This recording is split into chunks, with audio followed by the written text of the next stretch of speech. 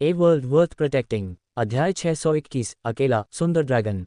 वान बाओले ने भाग्य के अन्यायपूर्ण होने पर दुख जताया। इसने उसे हताशा से आहें भरने और पछतावे से शक्तिहीन कर दिया। जरा सोचिए, मैं वान बाओले, संघ का अध्यक्ष, विशाल विस्तार दाव महल का सर्वोच्च बुजुर्ग। मैंने अपना पूरा जीवन कड़ी मेहनत से बिताया है। मैंने जो कुछ भी हासिल किया है वह अपने खून, पसीने और आंसुओं से किया है। मैं बिना किसी की मदद के एक एक कदम आग में से गुजरा, एक अकेला सुंदर ड्रैगन, भाग्य के जबड़े में संघर्ष करता हुआ, इससे पहले कि मैं आज जहां हूं वहां पहुंचा। वान बाओले अपने गुफा निवास के प्रवेश द्वार पर खड़ा था, अपने हाथों को अपनी पीठ के पीछे और अपना चेहरा आसमान की ओर करके निराशा भरी आवाज में खुद से कुछ कह रहा था। उसकी पूरी जिंदगी उसकी आंखों में घूम गई। उसे अकेलेपन की गहरी भावना याद आ गई जो उसने शरीर और आत्मा दोनों में महसूस की थी जब वह अकेले इस एकांत मार्ग पर यात्रा कर रहा था। दूसरी ओर ली वुचेन का जन्म एक दाओ शिष्य के रूप में हुआ था। वह जागने के बाद अपने पिछले जीवन की यादों को पुनः प्राप्त करने में सक्षम होगा। वह विशाल विस्तार दाव महल में एकमात्र अधिकारी बन जाएगा। भाग्य कितना अन्यायपूर्ण है, ऐसा ही जीवन है, ऐसा अन्याय। वान बाओले की दाहिनी मुट्ठी बाहर निकली और उसके बगल की दीवार से जा टकराए। पहाड़ कांपने के साथ ही गुफा का निवास हिल गया। ऐसा लग रहा था जैसे वह अपनी कुंठाओं को बाहर निकालने की कोशिश कर रहा था। ये स्पष्ट रूप से पर्याप्त नहीं था। वान बाओले क्रोध और दुख में एक बार फिर चिल्लाने और स्वर्ग से उत्तर मांगने वाले थे, तभी लिटिल मिस्सी ने उनके सिर में खांसी की। बस, आपने जो कुछ भी कहा है उसे आप मान रहे हैं। आपको क्या हो गया है? क्या मैं इंसान नहीं हूँ? क्या आपका वरिष्ठ भाई इंसान नहीं है? ली जिंगवन के बारे में क्या ख्याल है? या मार्टियन कॉलोनी के गवर्नर के बारे में? फिर से यह कहने की कोशिश करें कि आपकी मदद करने वाला कोई भी व्यक्ति नहीं है। वान बाओले लिटिल मिस्सी की बातों पर चुप हो गए। हालांकि उन्हें कोई शर्म नहीं थी, उन्होंने खांसते हुए लिटिल मिस्सी को कोई जवाब नहीं दिया। इसके बजाय उन्होंने अपनी भावनाओं को अपने अंदर समाहित करने की कोशिश की। ये किसी और के लिए मुश्किल साबित हो सकता है, जिसका झूठ अभी अभी सामने आया था, लेकिन वान बाओले के लिए यह आसान था। जल्द ही वह क्रोध और दुख में डूब गया।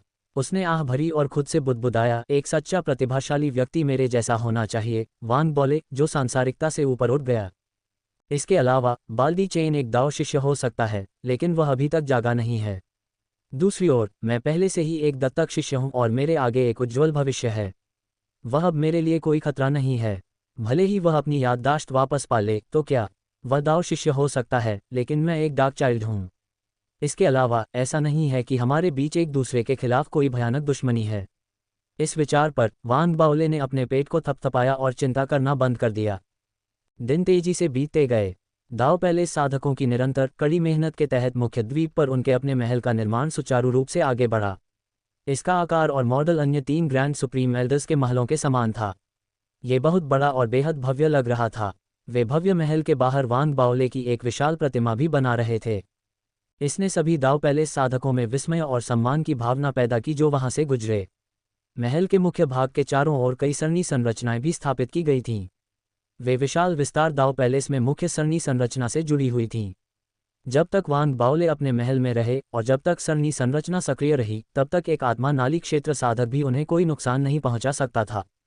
सरणी संरचनाओं की स्थापना और महल के निर्माण के लिए आवश्यक संसाधन स्पष्ट रूप से बहुत अधिक थे। दाव महल के एक शिष्य द्वारा व्यूह रचना की कुंजी भेजे जाने के बाद वान बाओले ने इसका निरीक्षण करने के लिए महल की यात्रा की। उन्होंने जो देखा उससे वे प्रसन्न हुए। वे जल्द ही ग्रीन फायर आइलैंड से निकलकर महल में चले गए। फेडरेशन के शिष्य उनसे मिलने वहां आने लगे। एक सप्ताह के बाद आखिरकार सब कुछ ठीक हो गया। दाव महल के अन्य शिष्य भी आखिरकार वान बाओले की नई स्थिति के अभ्यस्त होने लगे।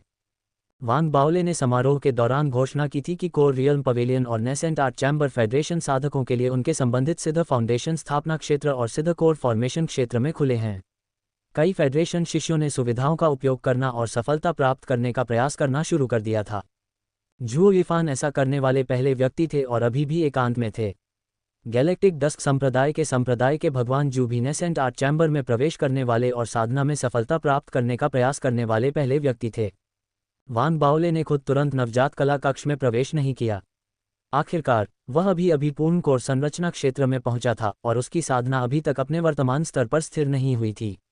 अब उसे जो करना था वह था अपनी दिव्य शक्तियों को पूर्ण करना और अपनी साधना को अपने वर्तमान स्तर पर वास्तव में अपनी पूरी क्षमता तक पहुंचने देना। समय धीरे धीरे बीतता गया और चीजें स्थिर होने लगीं। वान बाओले को कुछ संघ के शिष्यों से कभी कभार रिपोर्ट मिलती थी, लेकिन वह अपना अधिकांश समय अपने लाइटनिंग इमोर्टल ट्रांसफॉर्मेशन के अंतिम स्तर और अपने थेआर्क आर्मर विरासत के दूसरे स्तर का अभ्यास करने में बिताता था। पूर्व के लिए प्रगति सुस्त थी और बाद के लिए और भी धीमी थी। वान बाओले को पता था कि वह चीज़ों को जल्दी नहीं कर सकता। उसने बहुत अधिक चिंता किए बिना चीज़ों को समझने की कोशिश जारी रखी। इस तरह 1 महीना बीत गया। ज़ुओ युफान आखिरकार अपने एकांत से बाहर आ गया। उसने एक सफलता प्राप्त की थी और फाउंडेशन स्थापना क्षेत्र से कोर संरचना क्षेत्र में आगे बढ़ गया था। उन्होंने अनंत तकनीकों की आंख से विरासत भी प्राप्त की थी। जैसे ही ज़ुओ युफान अपने एकांत से बाहर आया, वान बाओले ने तुरंत फैंग क्यूरान से संपर्क किया। कोंग दाओ की तरह ज़ुओ युफान को एक अभिनय बुजुर्ग बनाया गया था। वान बाओले ने ज़ुओ युफान को कुछ युद्ध क्रेडिट दिए, एक ऋण के रूप में, बाद में उनकी भविष्य की साधना में सहायता करने के लिए। इसका कारण ये था कि यह एक ऋण था और उपहार नहीं था, क्योंकि वान बाओले ने उच्च अधिकारियों की आत्मकथाएं पढ़ी थीं। वह जानता था कि दोस्तों को कभी भी एक दूसरे को पैसे नहीं देने चाहिए। पहली बार ऐसा करने से कृतज्ञता की भावना पैदा हो सकती है। दूसरी बार आपका दोस्त आपके बारे में अच्छा सोच सकता है, लेकिन कुछ बार के बाद लोग इसे हल्के में लेना शुरू कर देंगे। वास्तव में, यदि आप किसी को पूरी तरह से बेकार बनाना चाहते हैं, तो ऐसा करने का सबसे अच्छा तरीका ये होगा कि उस व्यक्ति को बिना कुछ लिए चीज़ें पाने की आदत डाल दी जाए। वह पूरी तरह से कचरा बन जाएगा। अपनी वर्तमान उम्र में वान बाओले अभी भी ऐसी चीज़ों को ठीक से नहीं समझ सकता था, लेकिन उसकी आदत थी। जो कुछ भी वह नहीं जानता था, वह बस उन आत्मकथाओं में लिखी बातों का अनुसरण करता था। उसने ऐसा कई बार किया था और यह अभी तक उसे विफल नहीं कर पाया था। ये संघ के लिए हुई एकमात्र अच्छी बात नहीं थी। गैलेक्टिक डस्क संप्रदाय के भगवान जू, उन कुछ लोगों में से एक जिन्होंने प्रारंभिक चरण के संघ में आत्मा की शुरुआत युग की स्थापना की थी, ने आखिरकार नवजात कला कक्ष में एकांत की अवधि के बाद एक सफलता प्राप्त की।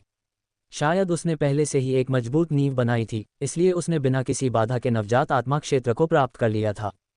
उसकी सफलता दाओ पैलेस के अन्य नवजात आत्मा क्षेत्र साधकों की सफलताओं से अलग थी। ऐसा लगता है कि उसकी मजबूत नींव के परिणामस्वरूप एक मजबूत परिणाम हुआ जिसने बाहर की ओर एक शॉकवेव भेजा।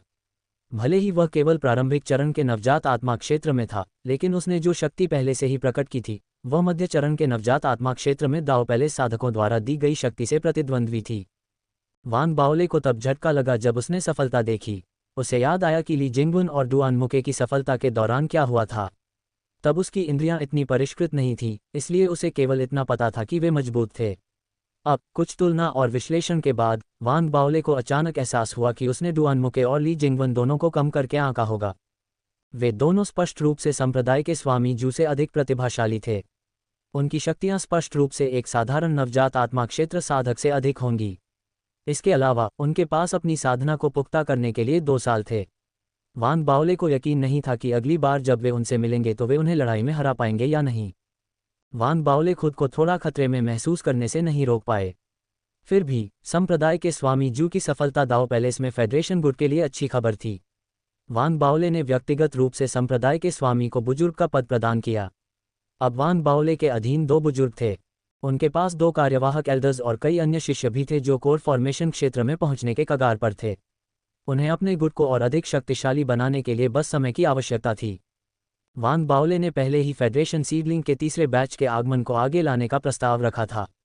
इससे उनके गुट की शक्ति और मजबूत होगी। फैंग क्यूरन के समर्थन ने यह सुनिश्चित किया कि मिएलीजी, नाखुश होने के बावजूद, उनके प्रस्ताव से सहमत होंगी। वान बाओले अब उनके लिए कांटा बन गए थे। चौथे ग्रैंड सुप्रीम एल्डर बनने के बाद वान बाओले ने अपने गुट के भविष्य के बारे में सावधानी से सोचना शुरू कर दिया था। उन्होंने संप्रदाय के भगवान जू के साथ इस मामले पर चर्चा की थी। संप्रदाय के भगवान के एल्डर के रूप में पदोन्नति के बाद वान बाओले ने ग्रैंड सुप्रीम एल्डर की क्षमता में 3 घोषणाएं जारी कीं। 3 घोषणाओं ने पूरे संप्रदाय को हंगामे में डाल दिया। पहला था स्पिरिट इंटरनेट के विस्तार को बढ़ावा देना। उन्होंने लोगों को व्यवसाय स्थापित करने के लिए प्रोत्साहित किया, प्रवेश की बाधाओं को दूर किया और दाओ पैलेस के शिष्यों को स्पिरिट इंटरनेट पर अपने स्टोर स्थापित करने की अनुमति दी। इससे संसाधनों के आदान प्रदान को बढ़ावा मिला और शिष्यों को स्पिरिट इंटरनेट पर व्यापार से लाभ प्राप्त करने की अनुमति मिली। जिन डोमिंग ने अतीत में कुछ ऐसा ही किया था, लेकिन उन्हें बहुत अधिक परिणाम नहीं मिले थे। उनकी असफलता का मुख्य कारण उनकी स्थिति की कमी थी। ऐसा लग रहा था कि वे बिना किसी विशेष बात के बहुत शोर मचा रहे थे। इसका प्रभाव वान बाओले की आधिकारिक घोषणा जितना बड़ा नहीं था, जिसे ग्रैंड सुप्रीम एल्डर की हैसियत से किया गया था। अब वान बाओले का समर्थन इसके पीछे था। अब इसके सतत विकास का मौका था। एक बार नींव और संरचना स्थापित हो जाने के बाद स्पिरिट इंटरनेट दाव पैलेस का एक अविभाज्य हिस्सा बन जाएगा। मिशन स्टोन स्टेल और स्पिरिट इंटरनेट के बीच वास्तविक समय के समन्वय के साथ वान बाओले की दूसरी घोषणा एक नए पद के निर्माण की थी, एक मिशन प्रशासक। प्रशासक का काम साधकों की सहायता करना था जो या तो दाव पैलेस के बाहर प्रशिक्षण ले रहे थे या अन्य कारणों से सीधे दाव पैलेस में वापस नहीं आ पा रहे थे। इन साधकों से मिशन से प्राप्त वस्तुओं को इकट्ठा करके उन्हें संप्रदाय की ओर से संप्रदाय को सौंपना और बाद में दिए गए युद्ध क्रेडिट को आवंटित करना। इससे दाव पैलेस के शिष्यों का बहुत समय बचेगा। आखिरकार आने जाने की यात्रा छोटी नहीं थी। यह विचार संप्रदाय के भगवान जू का था। ये संघ में पाई जाने वाली कुरियर सेवाओं के समान था। वान बाओले के ग्रैंड सुप्रीम एल्डर बनने से पहले इस तरह के नए पद का प्रस्ताव करना चुनौतीपूर्ण होता। आखिरकार इसमें बहुत अधिक विश्वास और जोखिम शामिल था। वान बाओले की वर्तमान स्थिति ने ऐसी सभी समस्याओं का समाधान कर दिया। इसके अलावा नए नियमों के अनुसार केवल संघ के अनुयायी ही प्रशासक बन सकते हैं। बेशक अभी भी कई अन्य विवरण सुलझाए जाने थे जिसमें समस्या उत्पन्न होने पर मुआवजे का मुद्दा भी शामिल था। हालांकि वान बाओले को उनके बारे में चिंता करने की कोई ज़रूरत नहीं थी। संप्रदाय के स्वामी जू सब कुछ सुझाने के लिए वहां मौजूद थे। पहली दो घोषणाओं के बाद वान बाओले को तीसरी घोषणा के बारे में सोचना पड़ा, जो थी एक ऋण मंडप स्थापित करना जिसका आधार उनका और संघ सरकार का क्रेडिट होगा। ऋण मंडप सभी दाव महल के अनुयायियों के लिए खुला होगा। सभी के लिए व्यक्तिगत क्रेडिट रेटिंग निर्धारित की जाएगी। इसके अलावा उनकी रैंक के आधार पर अलग अलग क्रेडिट सीमाएं भी दी जाएंगी। दिए गए प्रत्येक ऋण पर ब्याज मिलेगा। तीसरी घोषणा का प्रभाव विशाल विस्तार वाले दाव महल पर कई एंटी स्पिरिट बम गिराने जैसा था, जिससे हर अनुयायी चौंक गया और एक ही समय में वान बाओले और संघ की संपत्ति प्रदर्शित हुई। ऋण मंडप को वान बाओले और संघ सरकार दोनों का समर्थन प्राप्त था। इसका मतलब था कि मंडप में रखे गए क्रेडिट की सुरक्षा की गारंटी थी। दिए गए ऋण भी ब्याज के साथ वापस वसूले जाने की गारंटी थी। वान बाओले की साधना का स्तर भले ही इतना ऊंचा न हो कि वह आश्वासन दे सके, लेकिन उसकी हैसियत और पद ने यह सुनिश्चित किया कि बहुत कम लोग ऋण चुकाने की हिम्मत करेंगे। हर कोई उसके चरित्र को जान गया था क्योंकि उन्होंने उसे शीर्ष पर पहुंचते देखा था। वे जानते थे कि वह कितना क्रूर और निर्दयी हो सकता है। सुनहे ने एक यादगार उदाहरण पेश किया था। इन तीन घोषणाओं के लगातार जारी होने से दाव पैलेस के साथ साथ अनगिनत लोगों की जिंदगी पूरी तरह बदल जाएगी। हालांकि ये व्यवहारिक बदलाव थे। बदलावों की आदत हो जाने के बाद कोई भी उन्हें छोड़ना नहीं चाहेगा। ज़्यादातर लोगों के लिए आदत हो जाने के बाद सुविधा को छोड़ना मुश्किल था। कुछ लोग ऐसे भी थे जिन्होंने महसूस किया कि वान बाओले क्या करने की कोशिश कर रहे थे और उन्होंने नए उपायों का विरोध किया, लेकिन वान बाओले के पास अधिकार और फैन क्यूरन का समर्थन दोनों ही थे। असहमति की आवाज़ें धीरे धीरे भीड़ में खो गईं। इसके अलावा वान बाओले को इस छोटे से अल्पसंख्यक की स्वीकृति पाने में कोई दिलचस्पी नहीं थी। वह जो चाहता था वह बहुसंख्यकों के लिए सुविधा प्राप्त करना था। वास्तव में वे उन सेवाओं का उपयोग करते हुए मुझे कोस सकते हैं। वान बाओले के ये सटीक शब्द थे जब संप्रदाय के स्वामी जू ने वान बाओले द्वारा ऋण मंडप के लिए विचार प्रस्तावित करने के बाद अपनी चिंता व्यक्त की थी। उन शब्दों ने संप्रदाय के स्वामी को आश्वस्त कर दिया था। उन्होंने प्रणाम किया और वान बाओले की योजनाओं को क्रियान्वित करने के लिए आगे बढ़ गए। उन तीन उपायों को लागू किया गया। जैसे जैसे दाव पैलेस में लगातार परिवर्तन होने लगे और कुछ लोग परिवर्तनों के बीच खो गए, मी लीजी घबराने लगे। इस अवधि के दौरान वान बाओले और फैन क्यूरन ने सेना में शामिल हो गए थे और कई चीज़ें उनके नियंत्रण से बाहर होने लगीं। वह उनके सामने शक्तिहीन था। बिना किसी तो क्या कारण के दाववादी यूरेन ने अपने पिछले तटस्थ रुख को फिर से शुरू कर दिया, सभी मामलों पर मतदान से परहेज किया। मी लीजी की चिंता बढ़ती गई जबकि फैन क्यूरन और वान बाओले के प्रति उनकी नाराजगी बढ़ती गई। उन्होंने संप्रदाय में आए बदलावों को देखा था। उन्होंने देखा था कि स्पिरिट इंटरनेट ने उन्हें कितनी सुविधा दी थी, इसके साथ क्या खतरे आए थे और साथ ही इसने उनकी शक्ति को कैसे कम किया था। अगर वह चीज़ों को इसी तरह से होने देता रहा तो उसे लग रहा था कि दाव पैलेस जल्द ही संघ में शामिल हो जाएगा। फिर उन्हें अलग करना मुश्किल ही नहीं बल्कि असंभव भी होगा। एक और बात थी जो मी लीजी को अस्वीकार्य लगी। उसके दिल में दाव महल सर्वोच्च था और बाहरी लोग जिन्हें दाव महल की स्वीकृति नहीं मिली थी वे सभी दाव महल के नीचे थे। वान बाओले की शक्ति में वृद्धि और उनकी नई पहलों की श्रृंखला के साथ दाव महल में संघ के शिष्यों की स्थिति बहुत बढ़ गई थी। कई दाव महल साधक भी इसके आदी हो गए थे। उन्हें अवचेतन रूप से लगा कि अब हर कोई बराबर है। ये सब मी लीजी की चिंता में योगदान देता है। हालांकि वह जानता था कि वान बाओले और फैन क्यूरन के साथ सेना में शामिल होने से उनके खिलाफ जवाबी कार्रवाई करने की बहुत कम संभावना थी। यही कारण था कि उसने अपने दांत पीसते हुए और अपने मौके का इंतजार करते हुए आगे बढ़ने के लिए कहा।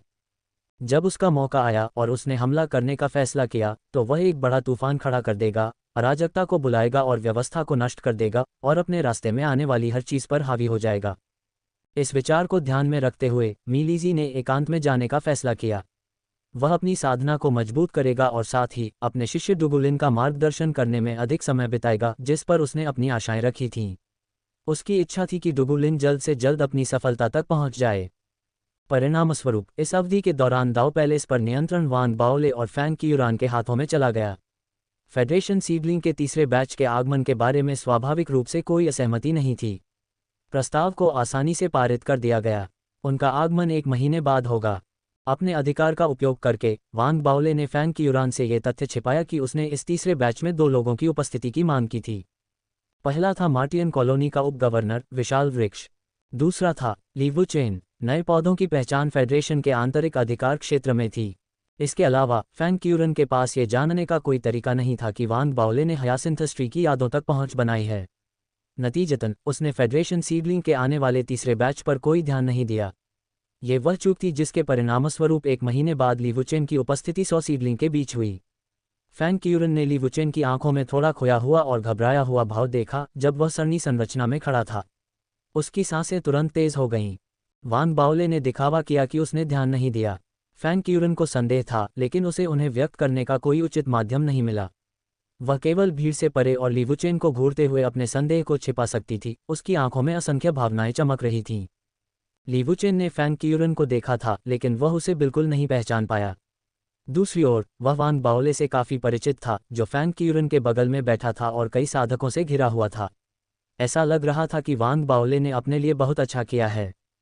ली वुचेन के अंदर भावनाओं और ईर्ष्या का मिश्रण लगभग सहज रूप से उमड़ पड़ा। फेडरेशन को वान बाओले की नई स्थिति के बारे में पता था। उन्हें हाल ही में इसकी खबर मिली थी और इसने काफी हंगामा मचा दिया था। उसे अपने आगमन से ठीक पहले ही पता चला था, फिर भी यह उतना ही चौंकाने वाला था। वह परेशान होकर आहें भरने लगा। वान बाओले के साथ उसका कुछ टकराव था और वान बाओले आंख के बदले आंख में विश्वास करता था, इसलिए ली वुचेन को लगा कि उसे कुछ कठिनाई का सामना करना पड़ेगा। इथरियल दाओ कॉलेज में रहते हुए उसे वान बाओले की एक जूनियर के लिए भावनाएं विकसित हो गई थीं। इसने उसकी चिंता को और बढ़ा दिया। उसने अपना सिर नीचे किया और भीड़ पर एक नज़र डाली। उसकी नज़र इथरियल दाओ कॉलेज की एक युवती पर पड़ी। उसकी आंखों में चमकती भावनाओं के मिश्रण के नीचे एक निश्चित कोमलता छिपी हुई थी। वान बाओले की वजह से मियर तनाव में हो सकता है। इससे कोई फर्क नहीं पड़ता कि मुझे थोड़ी परेशानी हो रही है, जब तक मियर परेशानियों से मुक्त है। यह इसके लायक होगा। ली वुचेन ने अपनी सांसों को नियंत्रित रखा और खुद को मानसिक रूप से तैयार किया। वह संघ के बाकी सीडलिंग के साथ सरणी गठन से बाहर निकल आया और मुट्ठी बांधकर वान बाओले और फैंग क्यूरन का अभिवादन किया। उसे यह नहीं पता था कि वह सीडलिंग के पूरे तीसरे बैच में सबसे ज्यादा घबराया हुआ व्यक्ति नहीं था। वह व्यक्ति जो सबसे ज्यादा कांप रहा था और सबसे ज्यादा घबराया हुआ था, वह पास में खड़ा एक मध्यम आयु वर्ग का व्यक्ति था। वह था विशाल वृक्ष, जिसे कई लोग उनके साथी दाओवादी ओस्मांथस के नाम से भी जानते हैं। उसकी चिंता चरम पर पहुंच गई थी। उसने चारों ओर पूछताछ की और पता चला कि उसे मूल रूप से इस तीसरे बैच में शामिल नहीं किया गया था। वान बाओले ही वह व्यक्ति था जिसने उसकी उपस्थिति की मांग की थी। इससे विशाल वृक्ष भयभीत हो गया था। वह अंदर ही अंदर रोया और दुखी होकर क्रोधित हुआ। उसने यह उम्मीद नहीं की थी कि ये दुखी वान बाओले, जिसने अतीत में उसकी योजनाओं को बर्बाद कर दिया था, कुछ ही वर्षों में उठकर दाओ पैलेस का ग्रैंड सुप्रीम एल्डर बन जाएगा। इस दुनिया में कोई न्याय नहीं है। विशाल वृक्ष और ली वुचेन अपनी अपनी चिंताओं से परेशान होकर अंदर ही अंदर क्रोधित हो गए। उन्होंने विनम्रतापूर्वक वान बाओले का अभिवादन किया, जबकि बाद वाला बस मुस्कुराया। उसकी आंखें कभी कभी उन दोनों पर पड़ती थीं। फैंग क्यूरन भी अपनी सामान्य अवस्था में नहीं थी। उसने कुछ शब्द कहे और फिर जल्दी से चली गई, जिसका उद्देश्य टेलीपोर्टेशन एरे फॉर्मेशन के माध्यम से ली जिंगवन को एक आवाज़ भेजना था। वह उससे पूछने जा रही थी कि उसने ली वुचेन को वापस आने की अनुमति क्यों दी। फैंग क्यूरन को जाते हुए वान बाओले ने देखा। उसने भी जाने से पहले कुछ शब्द कहे और अपने महल में वापस चला गया। फेडरेशन सीडलिंग का तीसरा बैच बिखर गया। जैसे ही अन्य संघ साधक इन नए आगंतुकों को उस स्थान से परिचित कराने के लिए उन्हें ले जाने लगे, संप्रदाय के स्वामी जू ने चिल्लाकर कहा। साथ ही दाओवादी ओस्मांथस, कृपया एक क्षण रुकें। ग्रैंड सुप्रीम एल्डर अपने महल में आपकी उपस्थिति का अनुरोध करते हैं। चिंतित विशाल वृक्ष, जिसने अभी अभी राहत की सांस ली थी और आत्मसंतुष्टि की झूठी भावना में डूबा हुआ था, ये सुनकर कांप उठा। वह धीरे से मुड़ा। वह अपने मन में चुपचाप चिल्ला रहा था। हालांकि उसने अपने चेहरे पर कुछ भी प्रकट करने की हिम्मत नहीं की। उसने अपने दांत पीसकर सिर हिलाया। साथ ही दाववादी ओस्मानथस, हम पुराने परिचित हैं। कुछ ऐसा है जिसके बारे में मुझे यकीन नहीं है कि मुझे आपको बताना चाहिए या नहीं। संप्रदाय के स्वामी जू ने दूसरे साधक को खेद के साथ देखा। कृपया अपने विचार साझा करें। चालाक विशाल वृक्ष ने यह सुनकर तुरंत अपना सिर उठाया और संप्रदाय के स्वामी को सम्मानपूर्वक प्रणाम किया। कुछ लोगों के भाग्य में महान चीजें लिखी होती हैं। यदि आप अपने सामने आए अवसर का लाभ उठा सकें तो अतीत के संघर्षों को भी सुलझाया जा सकता है और उन्हें आपके लिए अधिक ऊंचाइयों तक पहुंचने के अवसर में बदला जा सकता है। ऐसी चीजें असंभव नहीं हैं। संप्रदाय के स्वामी जू ने विशाल वृक्ष को एक अर्थपूर्ण नज़र से देखा और धीरे से बोला। विशाल वृक्ष ने चुपचाप संप्रदाय के स्वामी जू की बात सुनी। वह व्यक्ति जिसने कभी चांद पर सफलता प्राप्त करने के लिए उससे लड़ाई की थी। उसके सिर में गियर तेजी से घूमने लगे क्योंकि वह अपने चेहरे पर कुछ भी नहीं दिखा रहा था, एक विनम्र सम्मानजनक रूप बनाए रखते हुए। उसने अपनी मुट्ठियां बांध ली और गहराई से झुक गया। मैं संप्रदाय के स्वामी जू को आपकी सलाह के लिए धन्यवाद देता हूँ। संप्रदाय के स्वामी जू, जो नवजात आत्मा क्षेत्र में पहुंच चुके थे, ने विशाल वृक्ष को गहरी, सार्थक नज़र से देखा। उन्होंने और कुछ नहीं कहा। वे आगे बढ़ गए, वांग बावले के महल की ओर। विशाल वृक्ष तेजी से पीछे पीछे चला। जैसे ही अन्य नए आगमन तितर बितर हुए, विशाल वृक्ष संप्रदाय के स्वामी जू के पीछे पीछे मुख्य शिखर पर चौथे भव्य महल तक चला गया। हवा में भारी आत्मा की हुई, दर्जनों नवजात आत्माओं की उपस्थिति, मीलीजी और अन्य 2 ग्रैंड सुप्रीम एल्डर्स द्वारा प्रस्तुत आत्मा नाली क्षेत्र की उपस्थिति, और स्वर्ग और पृथ्वी दोनों को घेरने वाली सरनी संरचना, सब कुछ ने विशाल पेड़ को उसके जूते में हिला दिया। उसका दिल और भी भारी हो गया। जब वे चौथे महल के सामने पहुंचे तो यह और भी खराब हो गया और विशाल पेड़ ने महल के सामने वांग बावले की ऊंची मूर्ति देखी। यह एक चौंकाने वाला दृश्य था। वह महल से ही शक्ति का उत्सर्जन महसूस कर सकता था। उसकी सांसें तेज हो गईं। जिस चीज ने चीजों को और भी बदतर बना दिया वह था संप्रदाय के भगवान जू के चेहरे पर सम्मान और आदर का भाव, जब वह प्रवेश द्वार पर खड़ा था और बंद दरवाजों पर गहराई से झुका था। यह कोई ऐसा व्यक्ति था जो नवजात आत्मा क्षेत्र में पहुंच गया था और उसे आसानी से कुचल सकता था।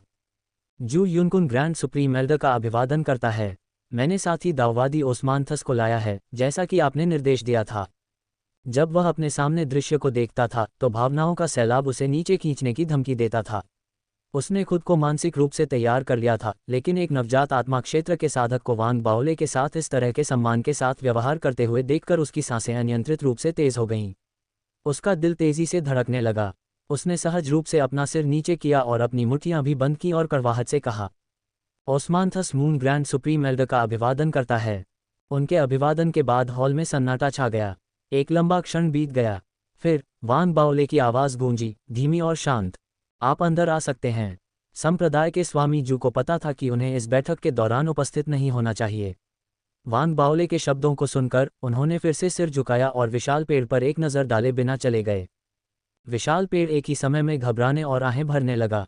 उसने अपने दांत पीसते हुए महल की ओर कदम बढ़ाने से पहले कुछ समय तक अपने पैरों को घसीटा। उसने दरवाजे को धक्का देकर खोला। अंदर कदम रखते ही वांग बावले की आकृति उसकी ओर पीट करके उसके सामने आ गई। ओस्मानथस मून ग्रैंड सुप्रीम एल्डर का अभिवादन करता है। अंदर ही अंदर आह भरते हुए विशाल वृक्ष ने आदरपूर्वक अपना सिर नीचे किया, अपनी मुट्ठियां बांधी और गहराई से झुका। महल का भव्य हॉल बेहद भव्य था। हॉल के अंत में रखी गई विशाल कुर्सी के अलावा इसके दोनों किनारों पर 7 से 8 कुर्सियां भी लगी हुई थीं। हॉल के चारों ओर 9 मूर्तियां रखी हुई थीं। वे पहरेदारों की तरह देख रही थीं और एक व्यू रचना की शक्ति को प्रकट कर रही थीं। इसने विशाल वृक्ष को भयभीत कर दिया। वांग बावले ने विशाल वृक्ष की ओर अपनी पीठ की हुई थी। वह हॉल के अंत में कुर्सी के बगल में खड़ा था, अपने सामने एक मूर्ति को देख रहा था। ऐसा लग रहा था कि उसने विशाल वृक्ष का अभिवादन नहीं सुना था। ऐसा लग रहा था जैसे उसके सामने की मूर्ति में कोई रहस्य छिपा हुआ था, जिसके लिए उसे विस्तृत अध्ययन की आवश्यकता थी। समय धीरे धीरे बीत रहा था और वांग बावले ने पीछे मुड़ने का कोई संकेत नहीं दिखाया। ऐसा लग रहा था कि उसकी आंखें केवल मूर्ति पर ही टिकी हुई थीं। विशाल वृक्ष के लिए यह सन्नाटा यातना जैसा था। वह चिंता से ग्रस्त था। महल की उभरती हुई आभा ने उसे घेर लिया और जैसे जैसे वह कड़वी प्रतीक्षा में खड़ा होता गया, उसकी घबराहट बढ़ती गई। सब कुछ और भी बदतर हो गया उसके सामने सामने आ रहे दृश्य की परिचितता से। जब वांग बावले पहली बार मंगल पर पहुंचे थे तो उन्होंने उन्हें अपने कार्यालय में बुलाया था। फिर उन्होंने वांग बावले के साथ भी ऐसा ही किया ताकि उन्हें एक पायदान नीचे लाया जा सके। ये वांग बावले का एहसान चुकाना था। विशाल पेड़ उसे रोकने में असमर्थ था और केवल चुपचाप प्रतीक्षा कर सकता था। महल के दरवाजे धीरे धीरे बंद हो गए और सन्नाटा छा गया। हवा में भारी स्पिरिट क्यूई ने हॉल में स्पिरिट फॉग का निर्माण किया। कोहरे में वांग बाओले ने रहस्य की आभा बिखेरी। विशाल पेड़ की बेचैनी बढ़ती गई। 15 मिनट बीत गए। जैसे ही विशाल पेड़ का डर और चिंता अपने चरम पर पहुंची, वांग बाओले की आवाज़ आखिरकार हॉल में कर्कश रूप से गूंज उठी। साथ ही दाऊवादी ओस्मानथस वांग बाओले धीरे धीरे अपने पैरों पर खड़ा हुआ और बोला, हम फिर मिलेंगे। ये शब्द जाने पहचाने लग रहे थे। विशाल वृक्ष ने मुंह बनाया। उसका सिर नीचे झुका रहा क्योंकि उसे शब्द नहीं मिल रहे थे। साथ ही दाऊवादी ओस्मानथस, क्या तुम जानते हो कि मैं विशाल विस्तार वाले दाव महल में चौथा ग्रैंड सुप्रीम एल्डर क्यों हूँ? वांग बाओले के चेहरे पर मुस्कान थी। धीरे से पूछते हुए उसकी नज़र विशाल वृक्ष पर पड़ी। विशाल वृक्ष घबरा गया। आखिरकार उसे समझ में आया कि मंगल पर उनकी पहली मुलाकात के दौरान वांग बाओले को कैसा लगा होगा। उसने तब भी ऐसा ही सवाल पूछा था। वह जानता था कि वांग बाओले चाहता था कि वह उसके साथ खेले। वह ये भी जानता था कि वह वांग बाओले को मना करने की स्थिति में नहीं था, इसलिए उसने खुद को संभाला और फुसफुसाया, क्यों तुम मुझसे पूछ रहे हो कि क्यों? वांग बाओले की आंखों में बिजली चमक उठी और उसके शरीर के बाहर बिजली फूट पड़ी। उसने धीरे से कहा और विशाल वृक्ष को घूरने लगा, ऐसा इसलिए क्योंकि मैं चांद पर कोर फॉर्मेशन क्षेत्र से सिर्फ एक कदम दूर था। एक कदम दूर, बस एक। मेरी साधना और युद्ध कौशल के स्तर के साथ, अगर मैं तब कोर फॉर्मेशन क्षेत्र में पहुंच गया होता तो मैं अब तक सोल कंडित क्षेत्र को प्राप्त कर सकता था। मैं सिर्फ चौथा ग्रैंड सुप्रीम एल्डर नहीं होता। वांग बाओले ने अपनी आंखें सिकोड़ लीं। उसके शब्द पूरे हॉल में गूंज उठे, जिससे पूरा महल हिल गया। एक जबरदस्त ताकत ने विशाल वृक्ष पर दबाव डाला, जिससे उसके घुटने जेली में बदल गए। वह लगभग घुटनों के बल गिर गया। विशाल वृक्ष ने मुंह बनाया। वह उन 4 शब्दों से बहुत परिचित था। उसने अतीत में वांग बाओले को उनसे डरा दिया था। अगर उसके पास कोई विकल्प होता तो वह इस जगह को छोड़ने और तुरंत मंगल पर लौटने का कोई रास्ता खोजने की कोशिश करता। ये प्राचीन हरी कांस्य तलवार उसके लिए बहुत खतरनाक जगह थी। खतरे और बेचैनी का एहसास अभी भी बना हुआ था। तूफानी चेहरे वाला वांग बाओले अपनी सीट पर चला गया और धीरे से बैठ गया। उसने विशालकाय पेड़ को ठंडेपन से देखा और फिर से बोला, मैं सोच रहा था, अगर मैं अब कुछ दुर्लभ फल खाने की कोशिश करता हूँ तो क्या मैं नवजात आत्मा के दायरे में प्रवेश कर पाऊंगा, जैसे कि तुमने चांद पर एक फल का आधा हिस्सा निगल लिया था। ये सुनते ही विशालकाय पेड़ का सिर गूंज उठा। वह अवचेतन रूप से पीछे हटे हुए उबकाई लेने लगा। उसके चारों ओर एक शक्तिशाली शक्ति फूट पड़ी, जिसने उसे स्थिर कर दिया और उसे अपनी जगह पर जकड़ लिया। उसके अंदर भय के उमड़ने से विशालकाय पेड़ हिंसक रूप से हिल गया। यही कारण था कि वांग बाओले ने उसे दाव पैलेस में स्थानांतरित कर दिया था। वह इसे स्वीकार नहीं कर सका, लेकिन उसके संघर्ष का कोई फायदा नहीं हुआ। वांग बाओले ही अकेला नहीं था जो उसे बहुत दबाव दे रहा था। उसकी हैसियत और इस महल ने विशालकाय पेड़ को पूरी तरह से असहाय बना दिया था। हालांकि उसके पास अभी भी अपनी चालाकी थी। हालांकि वह घबरा रहा था, लेकिन वह बता सकता था कि यहाँ कुछ चल रहा है। अगर वांग बाओले का इरादा वाकई उसे जिंदा खाने का था तो उसे इतना समय बर्बाद करने की कोई ज़रूरत नहीं थी। इससे विशाल वृक्ष को उम्मीद जगी। बड़े वांग, मैं जानता हूं कि तुम क्या कहना चाहते हो। मैं ये भी जानता हूं कि तुम ये भी बता सकते हो कि इस समय मेरा तुम्हें खाने का कोई इरादा नहीं है।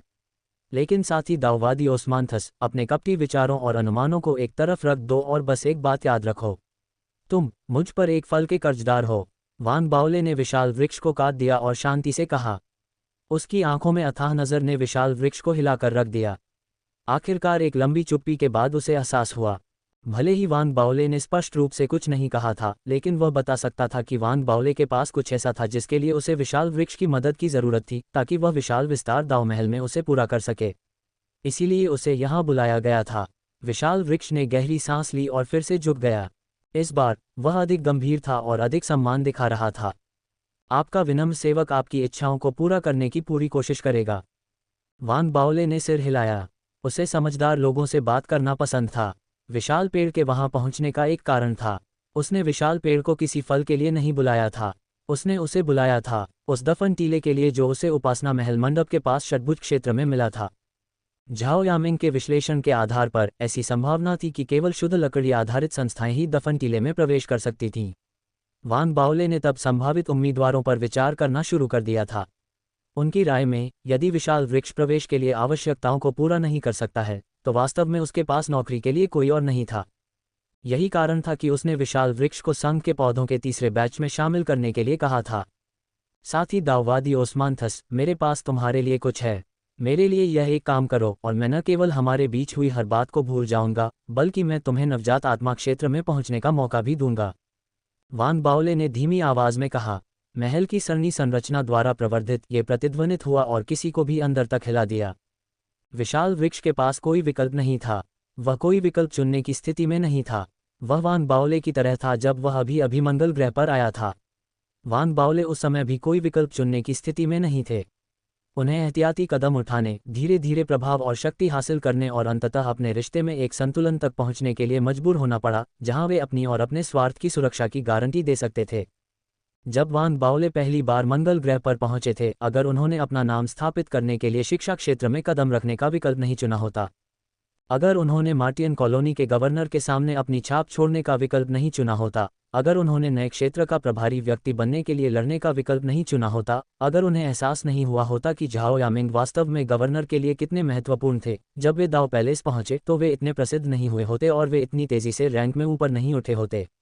वे विशाल पेड़ के लिए इतना बड़ा खतरा नहीं बन पाते। उनकी असामयिक और आकस्मिक मृत्यु की संभावना अधिक होती। बेशक विशाल पेड़ भी तब डुआनमुके से सावधान था। वह डुआनमुके के वान बाओले को मंगल ग्रह पर भेजने के इरादों को नहीं समझ पाया था। यही कारण था कि विशाल वृक्ष ने पहले ही लापरवाही से काम करने के बजाय धैर्य और सावधानी बरती थी। हालांकि जब उसने आखिरकार काम करने का मन बना लिया, तो वान बाओले ने पहले ही अविश्वसनीय प्रगति दिखाई थी और एक ऐसा मजबूत नेटवर्क स्थापित कर लिया था जिसने विशाल वृक्ष को उसके लिए परेशानी खड़ी करने से हतोत्साहित कर दिया था। दोनों के बीच एक दुश्मनी बनी रही, लेकिन किसी ने भी मामले को शांत करने के लिए कोई कदम नहीं उठाया। यही कारण था कि वान बाओले ने इतना ड्रामा किया और फिर उसे इतनी आसानी से छोड़ दिया। दफन टीले पर घुसपैठ करना उसका प्राथमिक लक्ष्य था और विशाल वृक्ष का उसके अधिकार के आगे समर्पण करना गौण। वान बाओले को इस बात की परवाह नहीं थी कि विशाल वृक्ष उसके अधिकार को आसानी से स्वीकार कर लेता है या नहीं। उच्च अधिकारियों की आत्मकथाओं में इस बारे में बहुत स्पष्ट रूप से लिखा गया था। इस दुनिया में कोई शाश्वत वफादारी नहीं है और इसलिए कोई शाश्वत विश्वासघात नहीं है। उसे केवल विशाल वृक्ष को यह बताने की जरूरत थी कि उसे धोखा देने की दर्दनाक कीमत क्या होगी। यह उससे कहीं ज्यादा होगी जिसे वह बर्दाश्त नहीं कर सकता। सिर्फ इतना जानना ही काफी होगा। ये दुनिया में चल रही किसी भी चीज के लिए सच था जिसमें एक पुरुष और एक महिला के बीच के संबंध भी शामिल थे। वान बाओले को इस बात का पूरा एहसास था। उसे बाद वाले मामले का कोई अनुभव नहीं था। जहां तक पहले वाले मामले का सवाल है, उसने अपने विश्वास के अनुसार काम किया। यही कारण था कि उसने विशाल वृक्ष को विशाल विस्तार दाओ महल से बाहर निकाला और टेलीपोर्टेशन सरनी संरचना का उपयोग करके उपासना महल मंडप में ले आया। किसी अन्य व्यक्ति को इस टेलीपोर्टेशन सरनी संरचना का उपयोग करने का विशेषाधिकार नहीं मिलता। इससे कोई फर्क नहीं पड़ता कि उन्होंने कितने अनुरोध प्रस्तुत किए।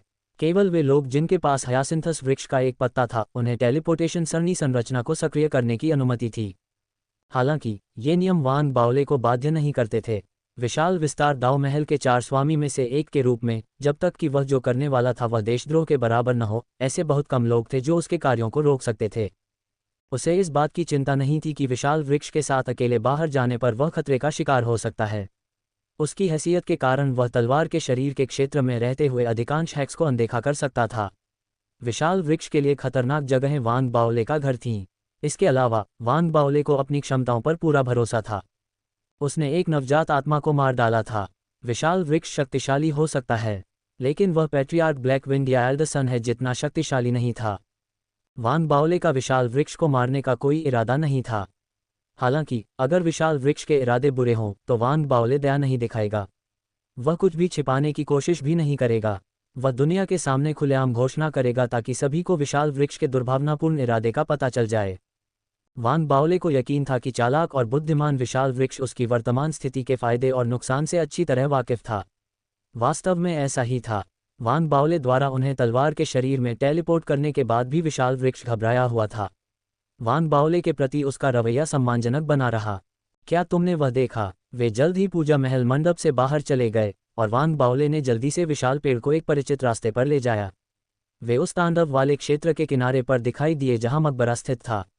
वान बाओले ने अपनी उंगली उठाई और इशारा किया। विशाल पेड़ तुरंत हाई अलर्ट पर चला गया। उसने अपना पूरा ध्यान केंद्रित किया और देखा। कोई रास्ता नहीं था जिससे वह अपनी सतर्कता कम करने वाला था। उसे पूरा यकीन था कि वान बाओले उसे नुकसान नहीं पहुंचाने वाला था, लेकिन कोई भी जगह जहां वान बाओले को इतनी सावधानी से काम करना पड़े वह बेहद खतरनाक होने वाली थी। विशाल पेड़ ने एक गहरी सांस ली और ध्यान से मैदान का सर्वेक्षण किया। उसने तांडव का निरीक्षण किया, फिर मकबरे का। उसने दफन टीला और दरारें देखीं, साथ ही हरा कोहरा भी। उसकी इंद्रियां तांडव से सुस्त लग रही थीं। हालांकि जैसे ही उसने हरा कोहरा देखा, उसे कोहरे के साथ प्रतिध्वनि की भावना महसूस हुई। उसकी आंखें चमक उठीं। फिर उसने जमीन पर हरे रंग की लकड़ी की तलवार देखी। तब विशाल पेड़ को आखिरकार एहसास हुआ कि वान बाओले ने उसे यहाँ क्यों लाया था। उसे आश्चर्य हुआ कि क्या वह वास्तव में अपने सामने आने वाली बाधाओं को पार कर सकता है। वान बाओले ने उसे जल्दी नहीं की। उसने विशाल वृक्ष के निर्णय पर आने का इंतजार किया। उसने खुशी से आह भरी। यही कारण है कि बुद्धिमान लोगों के साथ काम करना बहुत अच्छा था।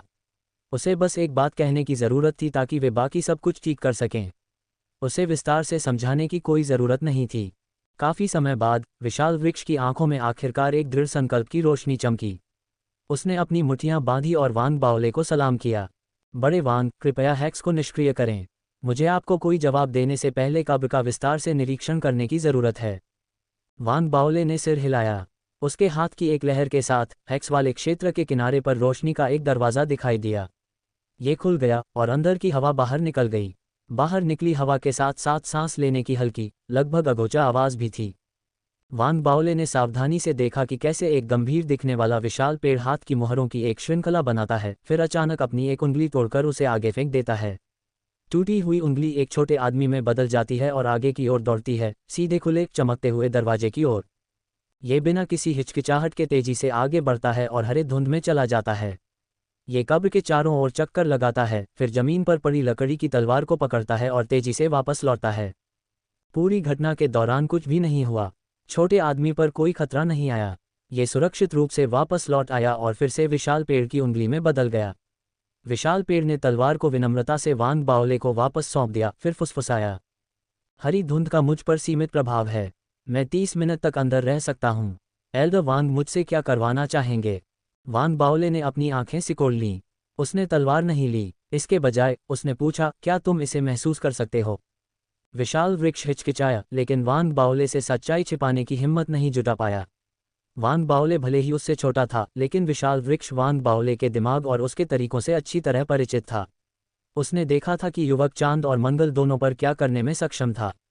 वह जानता था कि युवक के पास कितनी शक्तिशाली तकनीकें हैं और वह कितने तरीकों से किसी को मार सकता है। उसने सच बोला, मैं महसूस कर सकता हूँ एक दिव्य आयुध की उपस्थिति। विशाल वृक्ष कांप उठा जब उसने आखिरी कुछ शब्द कहे।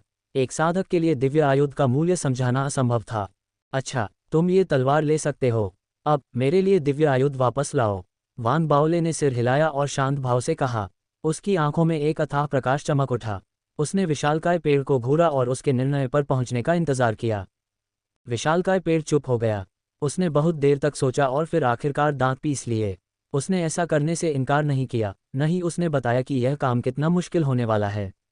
यह उसके लिए एक मौका था अपने और वान बाओले के बीच की दुश्मनी को दूर करने और आखिरकार सफलता हासिल करने का। उसे कब्र में वान बाओले नहीं मिलने वाला था।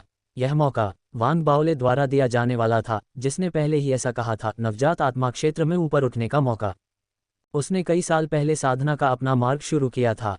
चूंकि वह चांद पर केवल आधा फल ही अवशोषित कर पाया था, इसलिए उसकी साधना पूर्ण कोर गठन क्षेत्र में स्थिर रह गई थी। वह अगले स्तर तक नहीं पहुंच पाया था। उसने भूख से डुआन मुके, ली जिंगवन और यहाँ तक कि जू युनकुन को अपनी सफलताएं प्राप्त करते हुए देखा, और वह अपनी सफलता के लिए तरस रहा था। हो सकता है कि उसे किसी और पर विश्वास न होता जिसने उसे बताया कि वे उसे यह मौका दे सकते हैं, लेकिन यह वान बाओले था जो विशाल विस्तार दाव महल का ग्रैंड सुप्रीम एल्डर बन गया था। उसने वान बाओले पर विश्वास किया। विशाल वृक्ष की आंखों में दृढ़ संकल्प चमक रहा था। वह चमकीले, चमकते दरवाजे से भागा और वान बाओले की सतर्क, आशा भरी आंखों के नीचे हरे धुंध के पास पहुंचा। उसका शरीर खुद ही मुड़ गया। वह सिकुड़ गया, फिर कब्र की दरारों में से एक में घुस गया। विशाल वृक्ष को अंदर घुसते देख वान बाओले उत्साहित हो गया। अगर हालात खराब होते तो वह एक पल की सूचना पर वहां से जाने की तैयारी कर लेता। उसने फ्लेम स्नैच थेआर्क आर्मर को भी सक्रिय कर दिया। वह एक कृतघ्न व्यक्ति नहीं था। अगर विशाल वृक्ष ने उसकी मांग को पूरा करने की पूरी कोशिश की, तो वान बाओले खतरे की स्थिति में उनके साथ भागने का कोई रास्ता खोज लेगा। समय धीरे धीरे बीतता गया। कुछ ही देर में 30 मिनट बीत गए। वान बाओले के माथे पर एक सिल्वर दिखाई देने लगी और उसने अपनी आंखें सिकोड़ लीं। तभी अचानक कब्र के अंदर से एक विस्फोट हुआ। कब्र पर दरारें बढ़ती गईं और गरजने वाली धमाकों के साथ बाहर की ओर फैल गईं। दरारों से हरा कोहरा निकलता रहा। सांसों की आवाज़ अचानक तेज हो गई। वान बाओले कांप उठा और उसका सिर भिनभिनाने लगा। तभी अचानक एक दरार से विशालकाय पेड़ बाहर निकल आया।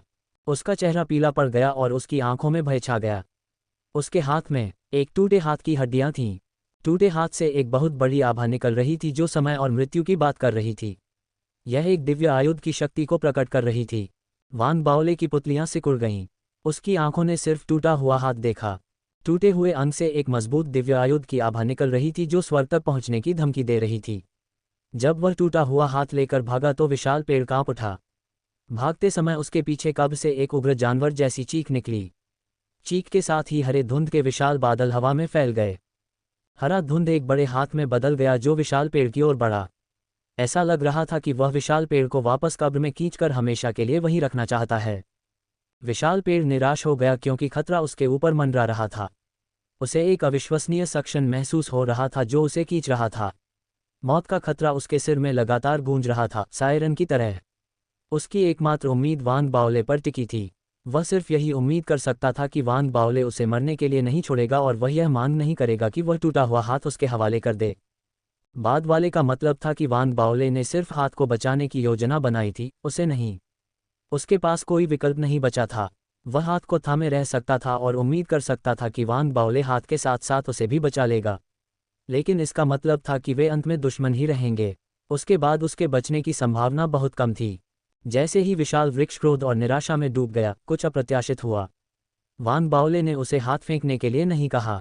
बिना किसी हिचकिचाहट के उसने अपने शरीर के अंदर भक्षण करने वाले बीज को छोड़ दिया और उसके चूषण बल को विशाल वृक्ष की ओर निर्देशित किया।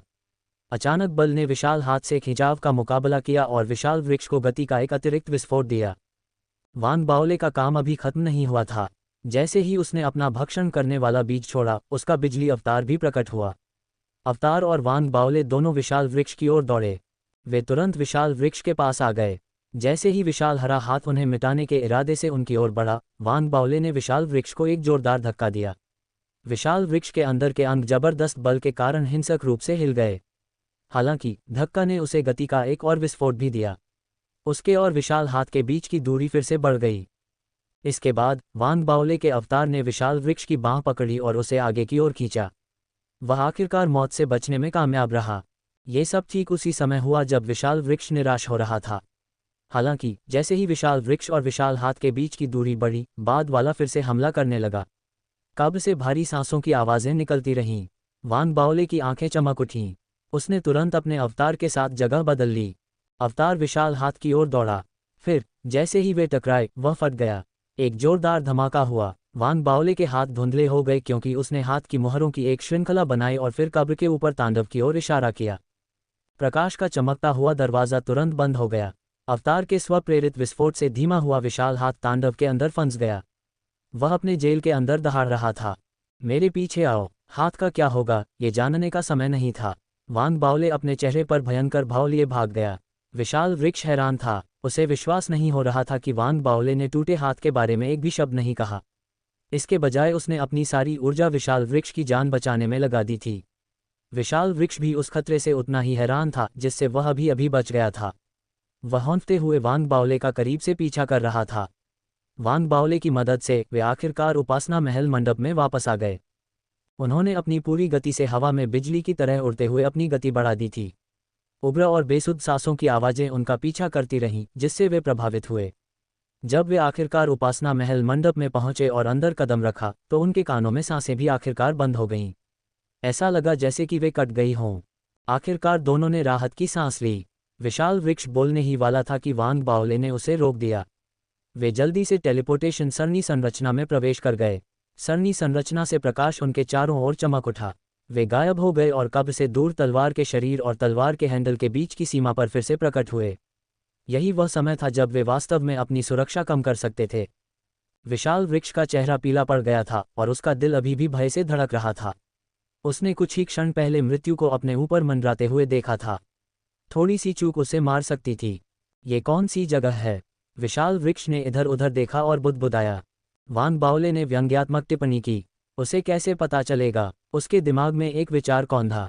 उसने बुद्धिमान दिखने का नाटक किया, फिर शांत भाव से बोला, कुछ ऐसी चीजें हैं जिन्हें न जानना ही बेहतर है। वान बाओले ने विशाल वृक्ष को एक अर्थपूर्ण नज़र से देखा। उसकी नज़र विशाल वृक्ष के हाथों में टूटे हुए हाथ पर पड़ी। उसने इसके लिए नहीं कहा था, वह बस चुपचाप विशाल वृक्ष को देखता रहा। विशाल वृक्ष चुप हो गया।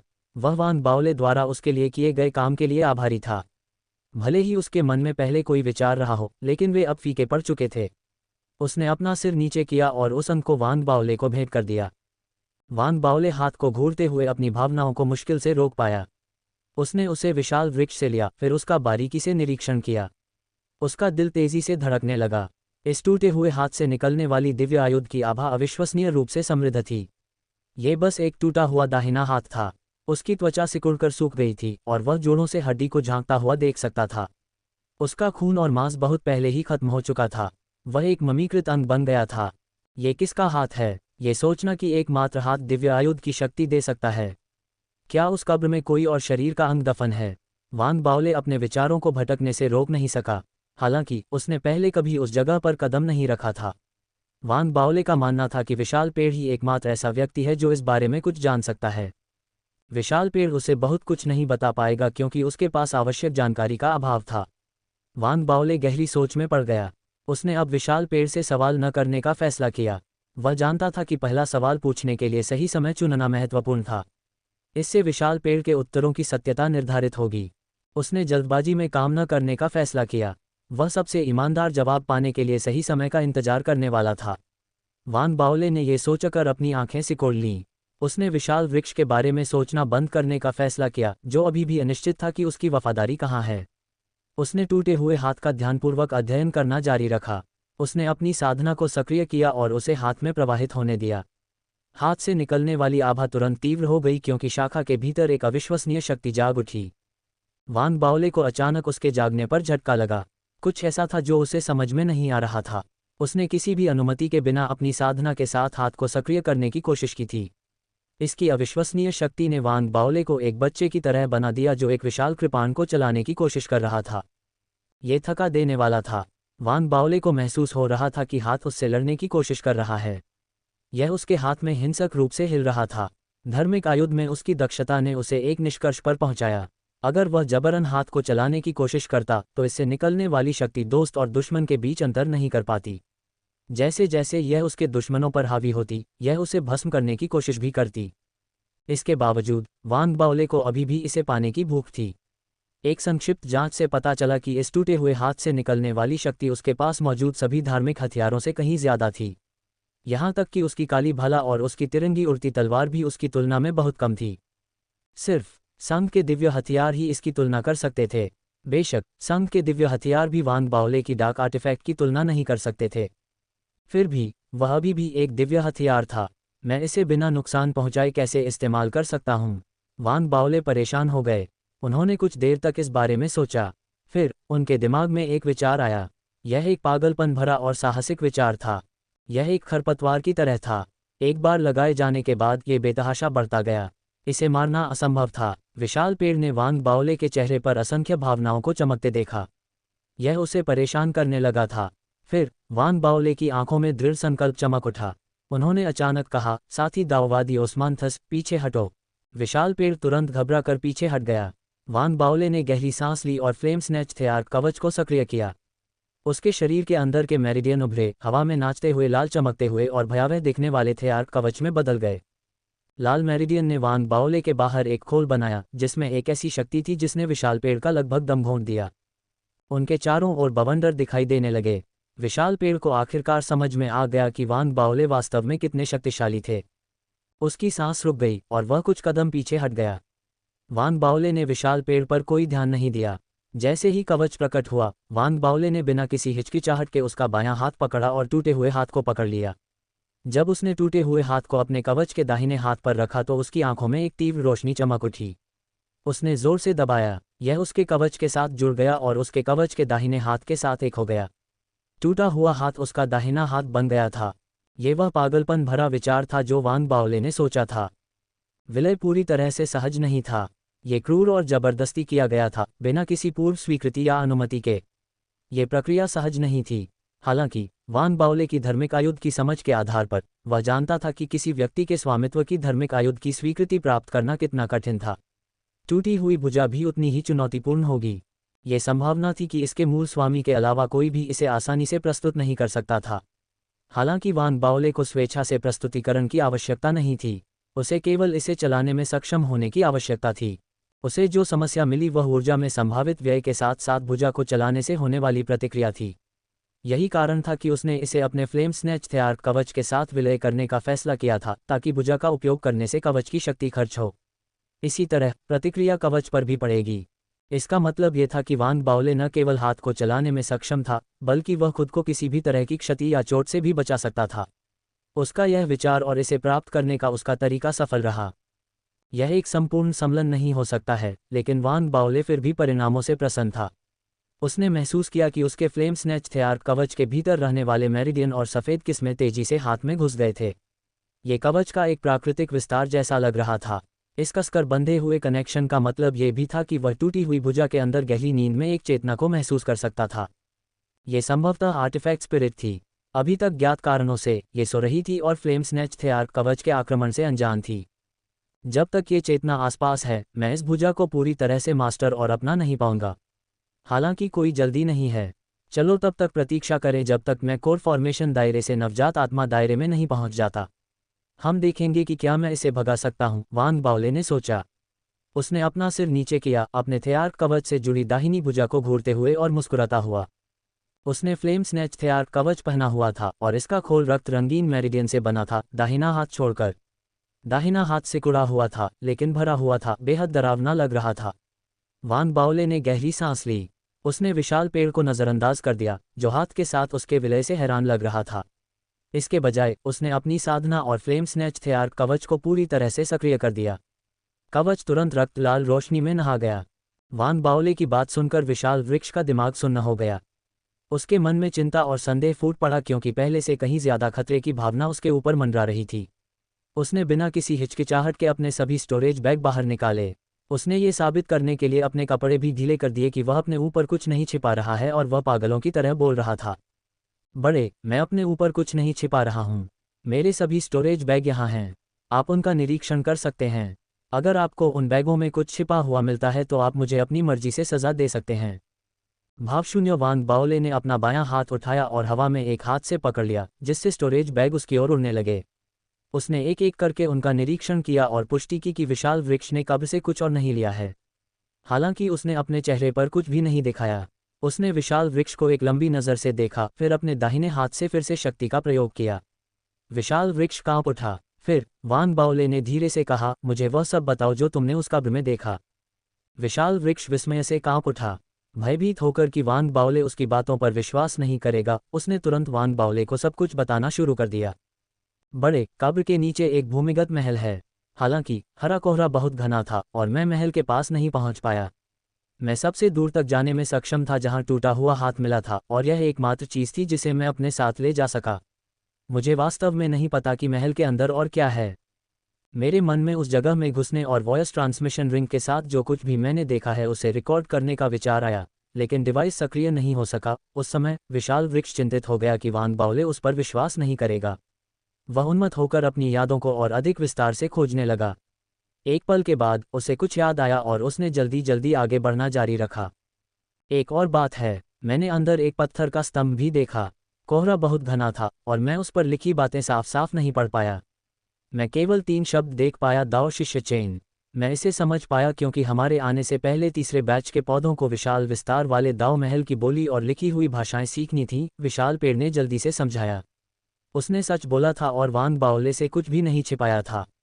बोलना समाप्त करने के बाद वह वहीं खड़ा रहा, भय और चिंता से भरा हुआ, जब उसने वान बाओले को देखा। जब वान बाओले ने विशाल पेड़ को दाओ शिष्य चेन कहते सुना तो वह स्तब्ध रह गया। उसकी पुतलियां अचानक सिकुड़ गईं और उसका सिर भनभनाने लगा। ऐसा लगा जैसे उसे अभी अभी बिजली गिरी हो। सौभाग्य से वह अपने कवच के अंदर सुरक्षित रूप से छिपा हुआ था, विशाल पेड़ की आंखों से दूर। अन्यथा विशाल पेड़ की बुद्धिमत्ता से विशाल पेड़ को कुछ संदेह होने लग सकता था। विशाल पेड़ अनजान रह सकता था, लेकिन वान बाओले ने जो कुछ उसे बताया था उससे वह चौंक गया था। विशाल वृक्ष को उन 3 शब्दों के बारे में कुछ भी नहीं पता था जो उसने देखे थे, लेकिन वान बाओले ने उन शब्दों को सुनते ही तुरंत कुछ सोचा था। दाओ शिष्य वुचेन, वान बाओले ने चुपके से खुद से कहा। उसने अपने कवच के दाहिने हाथ को अविश्वसनीयता से देखा। उसे यकीन नहीं हो रहा था। धिक्कार है, क्या मैंने ली वुचेन के पिछले स्वयं की कब्र पर छापा मारा है? इस एहसास ने वान बाओले को भयभीत कर दिया। यह उसके विचारों को परेशान करता रहा और उसके दिमाग के पीछे मंडराता रहा, क्योंकि वह विशाल वृक्ष को दूर ले गया और वास्ट एक्सपेंस दाव पैलेस की ओर वापस ले गया। क्या ये हाथ ली वुचेन के पिछले स्वयं का है? अगर ऐसा सच में है तो ली वुचेन अपने पिछले जीवन में वास्तव में कितना शक्तिशाली था। वांग बाओले परेशान हो गया। ऐसा लग रहा था जैसे उसने अभी अभी अपनी कब्र खोदी हो। उसके और ली वुचेन के बीच पहले से ही तनाव था और उसने जो कुछ किया था उसके साथ उनके बीच की दुश्मनी और भी बढ़ गई थी। हालांकि वह हाथ नहीं छोड़ सकता था। वान बाओले दुविधा में फंस गया था, क्योंकि वह ली वुचेन को भी आसानी से नहीं मार सकता था। सबसे पहले फैंग क्यूरन जानता था कि ली वुचेन कौन है। दूसरे, वे अभी तक उस बिंदु पर नहीं पहुंचे थे जहां उसे ली वुचेन को मारना था। इसके अलावा भले ही वे वास्तव में युद्ध करें, ली वुचेन अपने पिछले जीवन में एक दाव शिष्य था। वान बाओले का मानना था कि ली वुचेन के पास कुछ ऐसी तरकीब होगी जिसका इस्तेमाल वह अपनी जान बचाने के लिए कर सकता है। शायद ली वुचेन को खुद भी पता नहीं होगा कि उसके पास ये तरकीबें हैं जब तक कि उसे अपने पिछले जीवन की यादें वापस नहीं आ जाती, लेकिन यही बात उसे एक भयानक प्रतिद्वंद्वी बनाती है। ये पूरी बात सिर्फ परेशानी है। मुझे अपनी सुरक्षा की गारंटी के लिए कोई तरीका सोचना होगा ताकि ली वुचेन अपनी यादें वापस पाने के बाद भी मेरे साथ कुछ न कर सके। वांग बाओले अंदर ही अंदर आहें भरता रहा। वह विशाल पेड़ से परेशान होने के मूड में नहीं था। जब वे वास्ट एक्सपेंस दाव पैलेस की ओर भागे तो वह चिंतनशील मौन में डूब गया। विशाल पेड़ भी चुपके से आहें भरते हुए उसके पीछे पीछे चल रहा था। वह भी इसी तरह की चिंताओं से परेशान था। दाव पैलेस उसके लिए बहुत खतरनाक जगह थी, इसलिए उसे वहां रहने के लिए सुरक्षित जगह बनाने का कोई तरीका ढूंढना था और यह सुनिश्चित करना था कि वांग बाओले उसके उपयोगी होने के बाद उसे छोड़कर न चला जाए। उसने कुछ देर सोचा और अचानक उसे मंगल ग्रह पर वांग बाओले और हेड सेनेटर की बेटी ली वान एयर के बीच हुए घोटाले याद आ गए। उसके दिमाग में एक विचार कौंधा और वह बहुत सावधानी से बोलने लगा। बड़े, आपने वास्ट एक्सपेंस दाव पैलेस में जो 2 साल बिताए, उस दौरान मैंने अपने लिए एक धर्मपुत्री पाली है। वह खास तौर पर आपकी पूजा करती है। शायद अगली बार जब फेडरेशन किसी को भेजे तो आप उसे बुला सकें। वह तुम्हारे पीछे पीछे चल सकती है और तुम्हारी हर ज़रूरत का ख्याल रख सकती है। तुम क्या चाल चल रहे हो? वांग बाओले ठिठक गया, फिर उसने मुड़कर विशाल पेड़ को घूरते हुए नाक से कुड़ी। क्या तुम मुझे महिलाओं के साथ लुभाने की कोशिश कर रहे हो? मैं विशाल विस्तार दाव महल का ग्रैंड सुप्रीम एल्डर हूँ। मैं कैसे कर सकता हूँ? हम वांग बाओले ने भौहें सिकोड़ी। वह विशाल पेड़ पर धार्मिक क्रोध को प्रकट करने और उसे फटकारने वाला था जब वह अचानक रुक गया, पलकें झपकाईं और एक गहरी चिंतनशील चुप्पी में गिर गया। विशाल पेड़ ने वांग बाओले की तीव्र प्रतिक्रिया देखी और चुपके से आह भरी। ऐसा लग रहा था कि उसने अपनी सीमाओं को पार कर लिया है। उसने बहुत जल्दबाजी की और अपने इरादों को उजागर कर दिया। वांग बाओले से निपटना आसान नहीं है, विशाल पेड़ ने खुद से सोचा। उसे एहसास हुआ कि उसे वांग बाओले का पक्ष जीतने के लिए दूसरे तरीके का इस्तेमाल करना चाहिए था। वांग बाओले अपनी बुद्धि और साधनों दोनों को निखारने में कामयाब हो गया था और ऐसा लग रहा था जैसे विशाल वृक्ष अपनी ही उम्र के किसी व्यक्ति से निपट रहा हो। जबकि विशाल वृक्ष अपने विचारों में डूबा हुआ था, वांग बाओले की सांसें धीरे धीरे तेज हो गईं। उसकी आंखें तेज रोशनी से जलने लगीं और उसके सिर में गियर तेजी से घूमने लगे। विशाल वृक्ष के शब्दों ने उसे एक विचार दिया था। अगर मेरी भी एक धर्मपुत्री है जो फिर ली वुचेन की दाव पार्टनर बन जाती है, तो ली वुचेन को मेरे साथ सम्मान से पेश आना होगा और जब भी वह मुझे देखेगा, मुझे अपना ससुर कहेगा। भले ही वह अपनी याददाश्त वापस पा ले और दाव शिष्य बन जाए, लेकिन जब भी वह मुझे देखेगा, उसे मेरे साथ सम्मान से पेश आना होगा। वांग बाओले इस विचार से उत्साहित हो गया। अगर वह ऐसा करने में कामयाब हो जाता है तो उसकी सुरक्षा की गारंटी होगी। चाहे ली वुचेन कितना भी अद्भुत क्यों न बन जाए, वांग बाओले हमेशा उसके वरिष्ठ रहेंगे। यह एक सच्चाई थी। वांग बाओले की सांसें तेज हो गईं। उसके चेहरे पर उसकी भावनाएं दिख रही थीं और विशाल पेड़ ने उसे पकड़ लिया, जिससे विशाल पेड़ जम गया। उसे संदेह होने लगा था कि कुछ चल रहा है, तभी वांग बाओले अचानक हंसने लगे। उन्होंने विशाल पेड़ के कंधे पर जोर से थपथपाया, उनकी आंखें स्वीकृति से भरी हुई थीं। साथ ही दाववादी ओस्मानथस, आप वाकई अनुभवी और चौकस हैं। अच्छा, मुझे आपसे बहुत उम्मीदें हैं। वांग बाओले जोर से हंसे। अपने हाथों को अपनी पीठ के पीछे रखते हुए वह स्पष्ट रूप से उच्च आत्माओं में चले गए। विशाल पेड़ को पीछे छोड़कर उसे देखकर पलकें झपकाना। विशाल पेड़ का संदेह बढ़ने लगा। उसने कुछ देर तक सोचा और सोचा कि क्या वांग बाओले कुछ संकेत देने की कोशिश कर रहे थे। वांग बाओले ने उस विशालकाय पेड़ को अनदेखा कर दिया जो उसके पीछे बेतुके अंदाज लगा रहा था। वह अपने दिमाग में अपनी योजनाओं को पूरा करते हुए चलता रहा। जितना ज्यादा वह इसके बारे में सोचता, उतना ही उसे अपना विचार उचित लगता। अपनी उत्तेजना में वह अपनी धर्मपुत्री बनने के लिए संभावित उम्मीदवारों के बारे में सोचने लगा। सबसे पहले उसके दिमाग में ली का नाम आया। बिल्कुल नहीं, उसके स्तन बड़े हैं लेकिन दिमाग नहीं है। अगर मैं उसे अपनी धर्मपुत्री के तौर पर दावा करता हूं और ली वुचेन से उसकी शादी करवाता हूं तो इससे कोई फर्क नहीं पड़ता कि मैं उसका जैविक पिता हूं, वह निश्चित रूप से ली वुचेन को मुझसे छुटकारा पाने के लिए मजबूर करेगी। वान बाओले ने अपना सिर हिलाया। उसने थोड़ा सोचा और फिर प्लम मैनिफेस्टेशन कॉर्नेट्स एक्ट की उस गर्म स्वभाव वाली लड़की को याद किया जो एक लंबी, मांसल कद और सीधी सादी शख्सियत वाली थी। वह ली वुचेन के लिए एक बढ़िया जोड़ी लग रही थी। वह दोनों में से किसी के लिए भी नहीं चलेगी। ली वुचेन का सौंदर्यशास्त्र पारंपरिक की ओर झुका हुआ लगता है। अगर मैं उन्हें एक साथ लाने की कोशिश करता हूं तो शायद वह मुझे और नापसंद करने लगेगा। वान बाओले का सिर धड़कने लगा। वह वास्तव में इस तरह की राजनीति करने में कुशल नहीं था। उसने बगल से देखा, उसकी आंखें चमक उठीं और वह विशालकाय पेड़ पर पड़ गया।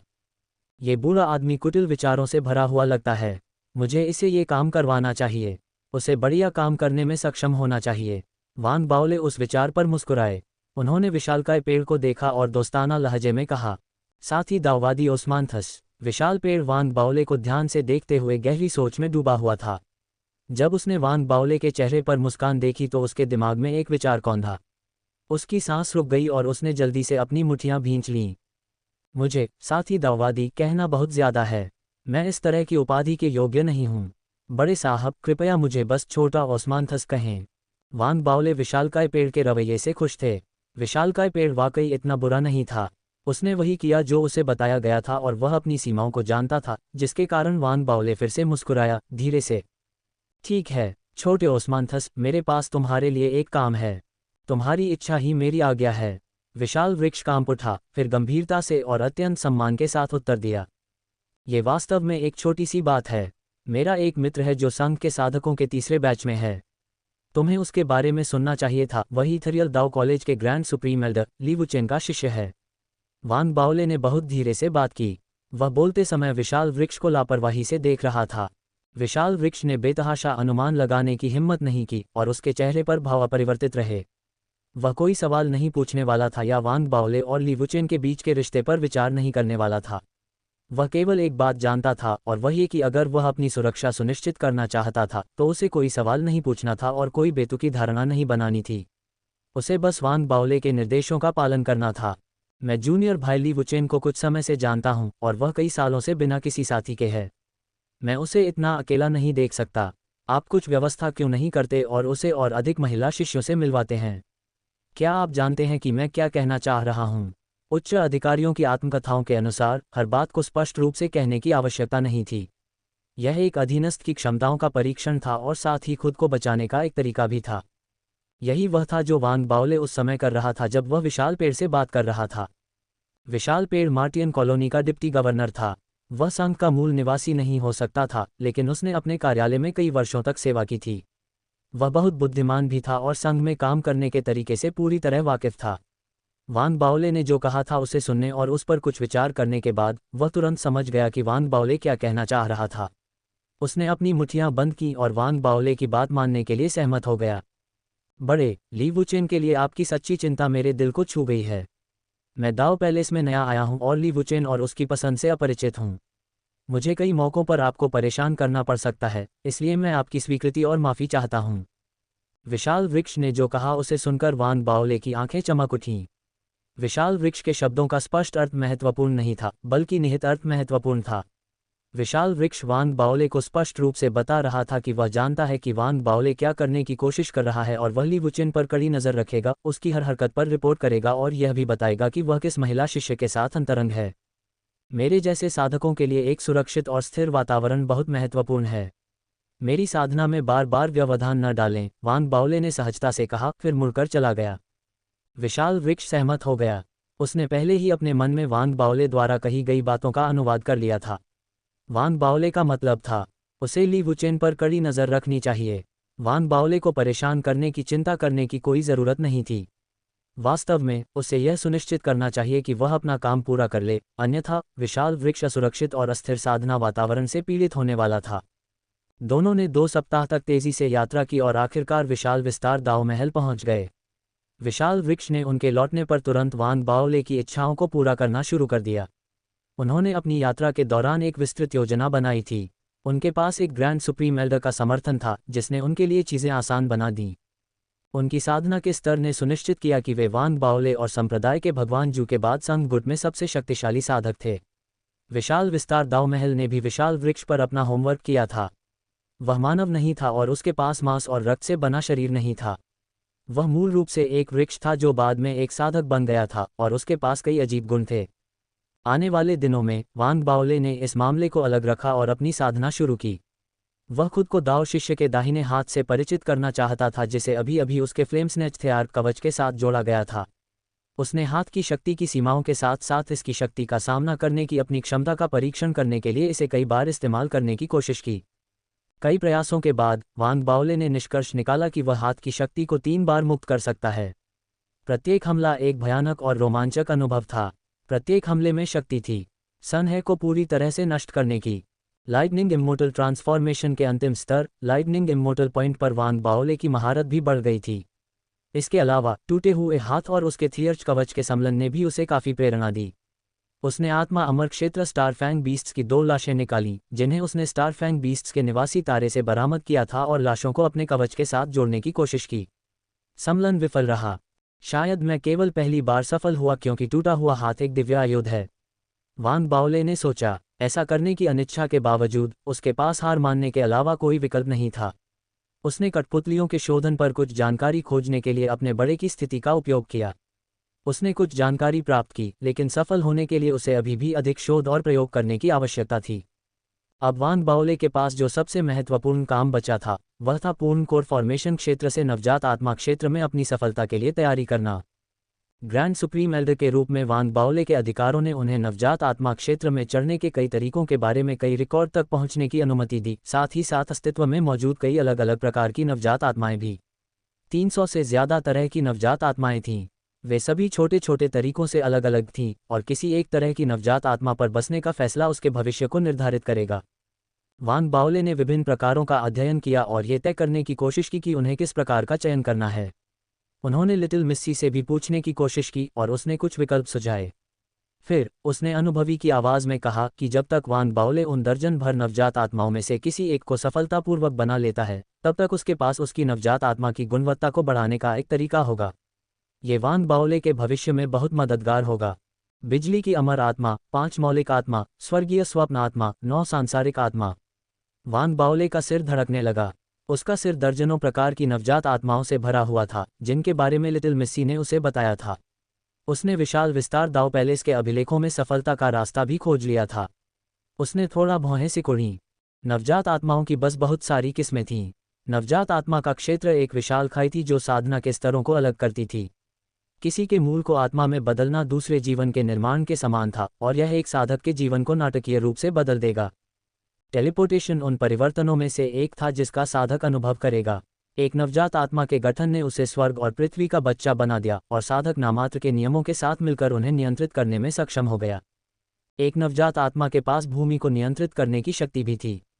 कुछ आदिम सभ्यताओं ने नवजात आत्माओं को प्राचीन राक्षस कहा। इससे ये साबित हो गया कि नवजात आत्मा क्षेत्र का साधक कितना शक्तिशाली था।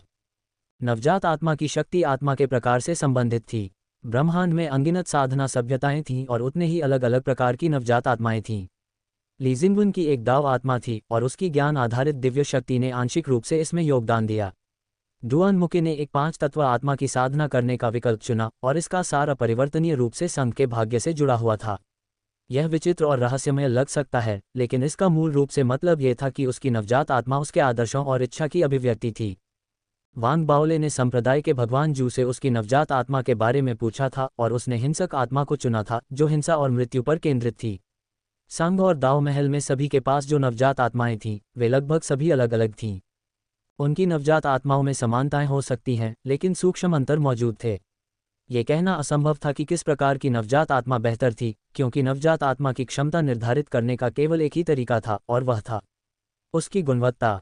यही वह चीज़ थी जो यह निर्धारित करती थी कि किसी की नवजात आत्मा किस हद तक नामात्र के नियमों के साथ मिल सकती है, और यह किसी की युद्ध क्षमता और भविष्य को निर्धारित करेगी। दाव पैलेस के अभिलेखों में एक और बात का भी उल्लेख है, जो कि अत्यंत दुर्लभ 5 प्रकार की नवजात आत्मा थी जो अनगिनत सभ्यताओं में बिखरी हुई पाई गई थी। उन्हें किंवदंतियां माना जाता था। अतीत के विशाल विस्तार दाव पैलेस के पास ऐसी एक नवजात आत्मा की खेती करने का अवसर था, लेकिन इसकी खेती के तरीके खो गए थे। वर्तमान विशाल विस्तार दाव पैलेस में अब ऐसी नवजात आत्मा के निर्माण के रहस्य नहीं हैं। वान बाओले ने लिटिल मिस्सी से इस बारे में पूछा था, लेकिन लिटिल मिस्सी ने केवल जवाब दिया और उसे बताया कि वह अति महत्वाकांक्षी न हो और ऐसी चीज़ की लालसा न करे जो उसकी पहुंच से परे हो। वान बाओले को लिटिल मिस्सी ने जो बताया था उसके बारे में उसकी अपनी अनूठी समझ थी। मुझे लगता है कि ऐसा इसलिए है क्योंकि उसे इसके बारे में ज़्यादा जानकारी नहीं है, या शायद वह मुझे बताने से डरती है। वान बाओले ने पलकें झपकाईं। उसे कुछ समय पहले ही एहसास हो गया था कि जब भी लिटिल मिस्सी उसे कोई ऐसा लक्ष्य देती थी जो हासिल करना नामुमकिन लगता था, तो वह किसी तरह बिना किसी परेशानी के उसे हासिल कर लेता था। लिटिल मिस्सी, वह पौराणिक नवजात आत्मा जिसे हासिल नहीं किया जा सकता, आखिर वह क्या है? वान बाओले ने जब इसके बारे में सोचा तो वह खुद को लुभाने से नहीं रोक पाया, इसलिए उसने फिर से पूछने की कोशिश की। लिटिल मिस्सी भी यही सोच रही थी और उसने वान बाओले के सवाल का तुरंत जवाब नहीं दिया। उसने लोगों द्वारा पौराणिक 5 प्रकार की नवजात आत्मा को प्राप्त करने के कई सफल वृत्तांतों के बारे में नहीं सुना था। ये सिर्फ पौराणिक नहीं था और लगभग असंभव लग रहा था। वह अभी भी थोड़ी असहज लग रही थी। ऐसा लग रहा था कि उसने उल्लेख किया था कि यह असंभव है। ये ठीक होना चाहिए, बस इतना ही कहना। अगर वह असंभव को फिर से संभव बनाने में कामयाब हो जाता है तो मैं उसे दादाजी कहूंगी। लिटिल मिस्सी ने चुपके से कहा। वह खुद को सांत्वना देती रही, लेकिन अचानक उसे खुद को थप्पड़ मारने की इच्छा हुई। अगर उसने ऐसा नहीं कहा होता तो शायद यह इतना बुरा नहीं होता, लेकिन अब जब उसने ऐसा कहा है, उस विचार से लिटिल मिस्सी अचानक थक गई। उसने इस बारे में और न सोचने का फैसला किया। समय धीरे धीरे बीतता गया और एक और महीना बीत गया। जबकि वान बाओले ने अपनी साधना और नवजात आत्माओं का अध्ययन जारी रखा, विशाल वृक्ष ने वान बाओले द्वारा उसे दिए गए कार्य को पूरा करने की पूरी कोशिश की। उसने काफ़ी अच्छा काम किया। उसने सभी महिला शिष्यों की पहचान की जिन्हें वह पा सकता था और फिर ली वुचेन और इन महिला शिष्यों के लिए प्यार में पड़ने के कई अवसर पैदा करना शुरू कर दिया। विशाल वृक्ष को एहसास नहीं था कि वह इस क्षेत्र में कितना प्रतिभाशाली था। स्वर्ग उन लोगों को पुरस्कृत करता है जो लगन से काम करते हैं। उसकी चौकस निगाहों और सावधानीपूर्वक योजना के तहत विशाल वृक्ष ने आखिरकार कुछ खोज लिया। उसने अपने अवलोकनों को बार बार सत्यापित किया और फिर वान बाओले के पास गया और अपने निष्कर्षों की रिपोर्ट की। सम्मानित एल्डर, आपके विनम्र सेवक ने 1 महीना बिताया और आखिरकार आपके द्वारा सौंपे गए मिशन को पूरा करने में सक्षम हो गया। मुझे एक महिला शिष्य मिली है जिसमें ली वुचेन रोमांटिक रूप से रुचि रखती है। विशाल वृक्ष ने तुरंत अपनी मुट्ठियां बंद कर लीं और वान बाओले को देखते ही गहराई से झुक गया। उसका रवैया और उसकी आंखों में नज़र दोनों ही बहुत सम्मान की बात कर रहे थे। वान बाओले ने चौंक कर कहा, लेकिन उसने अपने विचारों को अपने तक ही सीमित रखा और बस थोड़ा सा सिर हिलाया। विशाल वृक्ष ने वान बाओले की प्रतिक्रिया देखी और तुरंत एक ज़ेड पर्ची निकाली और उसे वान बाओले को देते हुए फुसफुसाया। मुझे एहसास हुआ कि ली वुचेन का एक सिद्ध ट्रू ब्रीथ क्षेत्र साधक जोऊ मेई के साथ एक रिश्ता है जो असामान्य है, इसलिए मैंने जोऊ मेई की पृष्ठभूमि की जांच की। वह तीसरे बैच के साधकों में से एक है। हालांकि उसकी साधना का स्तर बहुत ऊंचा नहीं है, लेकिन वह पिछले कुछ वर्षों में ईथरियल दाव कॉलेज से उभरी सबसे शक्तिशाली साधकों में से एक है। यही कारण है कि उसे ईथरियल दाव कॉलेज द्वारा दाव पैलेस में स्थानांतरित करने के लिए चुना गया था। इस जेड स्लिप में आपके निरीक्षण के लिए जोऊ मेई के रिकॉर्ड हैं, एल्डर। विशाल वृक्ष ने अपनी रिपोर्ट के बाद अपना सिर नीचे कर लिया और चुप हो गया। उसे जोऊ मेई और वान बाओले के बीच के रिश्ते का पता चल गया था। हालांकि अगर वान बाओले इसका उल्लेख नहीं करने वाला था तो वह इस ओर इशारा भी नहीं करने वाला था। वह केवल निर्देशानुसार अपना कर्तव्य करने जा रहा था। उसने हिम्मत नहीं की, न ही वह वान बाओले से अन्य संबंधित मामलों के बारे में पूछना चाहता था। उसने उन मामलों की भी स्पष्ट रूप से जांच की थी, लेकिन ऐसा इसलिए था क्योंकि वह खुद को कोई गलती करने या वान बाओले द्वारा उनसे पूछे जाने की स्थिति में कोई चूक करने की अनुमति नहीं देता था। ये कुछ ऐसा था जो उसने अपने अधीनस्थों से सीखा था जब वह मार्टियन कॉलोनी में उप गवर्नर था। किसी को दिए गए आदेश का पालन कर्तव्य निष्ठा से करना चाहिए और 3 कदम आगे की सोच रखनी चाहिए। ऐसा लग सकता है कि उसने केवल निर्देशानुसार ही कार्य पूरा किया था, लेकिन वास्तव में उसने अपने मिशन से संबंधित सभी विवरणों से खुद को परिचित कर लिया था। उसने संबंधित मामलों की जांच की थी जो उसके कर्तव्य के दायरे से बाहर थे और मौके पर किसी भी प्रश्न का उत्तर देने की संभावना के लिए तैयार था। वह उनका उत्तर आसानी से दे सकता था। विशाल वृक्ष ने वान बाओले के निर्देशों का पालन करते हुए अपना सर्वश्रेष्ठ प्रदर्शन किया था। उसका सिर नीचे झुका हुआ था। इस बीच वान बाओले वहीं जम गया था। वह जोऊ मेई नाम से परिचित था, लेकिन उसे इस समय याद नहीं आ रहा था कि क्यों, इसलिए उसने जेड स्लिप ली और उसकी सामग्री को ब्राउज करना शुरू कर दिया। वह मंगल ग्रह से है, दाओ माउंटेन मिस्ट अकादमी से स्नातक। ये पढ़ते ही वान बाओले की आंखें चौड़ी हो गईं। उसके विचार साफ हो गए क्योंकि उसे आखिरकार एहसास हुआ कि उसे यह नाम क्यों जाना पहचाना लगा था।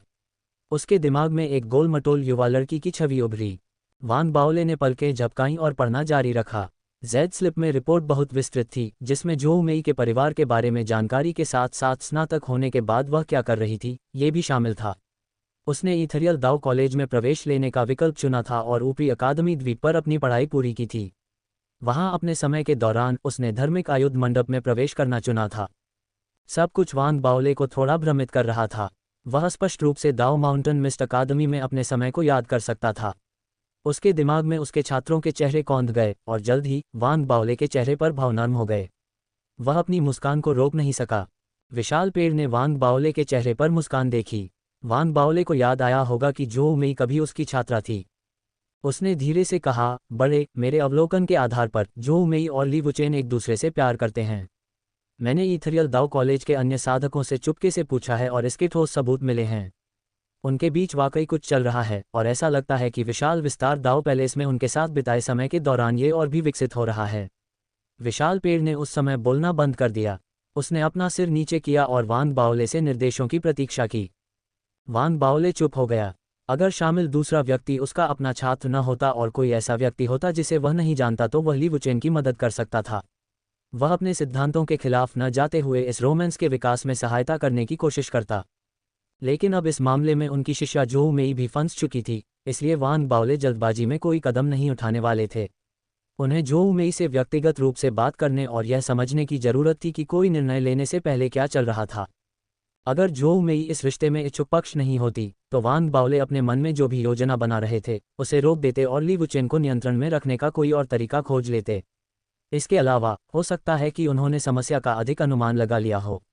शायद जब ली वुचेन को आखिरकार अपनी याददाश्त वापस मिल जाए तो वान बाओले पहले ही गृह क्षेत्र में पहुंच चुके होंगे। उस विचार से वान बाओले का रवैया बदल गया। उन्होंने मुस्कुराते हुए कहा, छोटे ओस्मांथस, मेरी शिष्या जोऊ मेई को यहाँ ले आओ। मेरी याददाश्त शायद मुझे धोखा दे रही है क्योंकि मैंने उसे पहले नहीं पहचाना था। शायद वह आसानी से शर्मिंदा हो जाती है और मुझसे मिलने की हिम्मत नहीं करती। ऐसा कहने पर वान बाओले को अचानक कुछ एहसास हुआ। शायद जोऊ मेई को ली वुचेन के लिए कुछ महसूस हुआ था। यही वजह थी कि उसने वान बाओले से मिलने की हिम्मत नहीं की। आखिरकार वह ली वुचेन और उसके बीच तनाव से वाकिफ थी।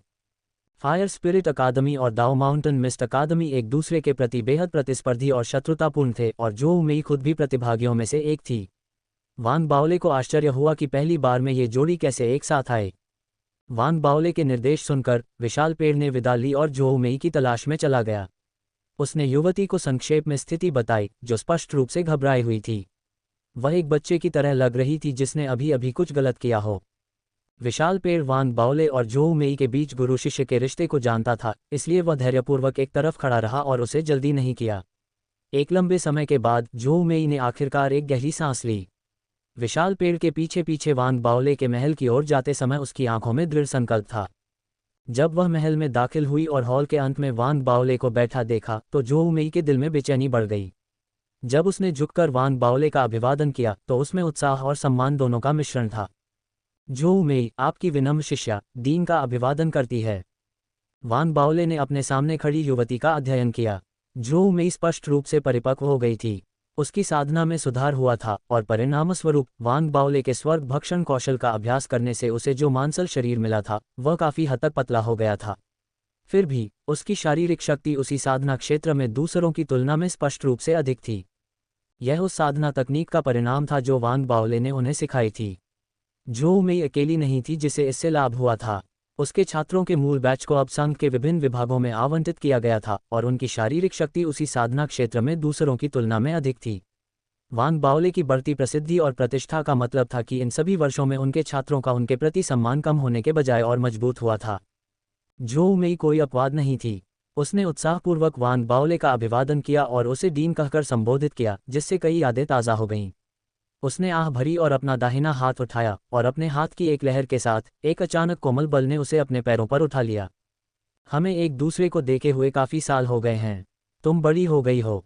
यह मेरी चूक है। अगर मैंने तुम्हारा नाम नहीं देखा होता तो मुझे पता ही नहीं चलता कि तुम यहाँ दाओ पैलेस में हो। वान बाओले ने जोऊ मेई को देखा और आह भरी। उसे एक अजीब सी अनुभूति हो रही थी।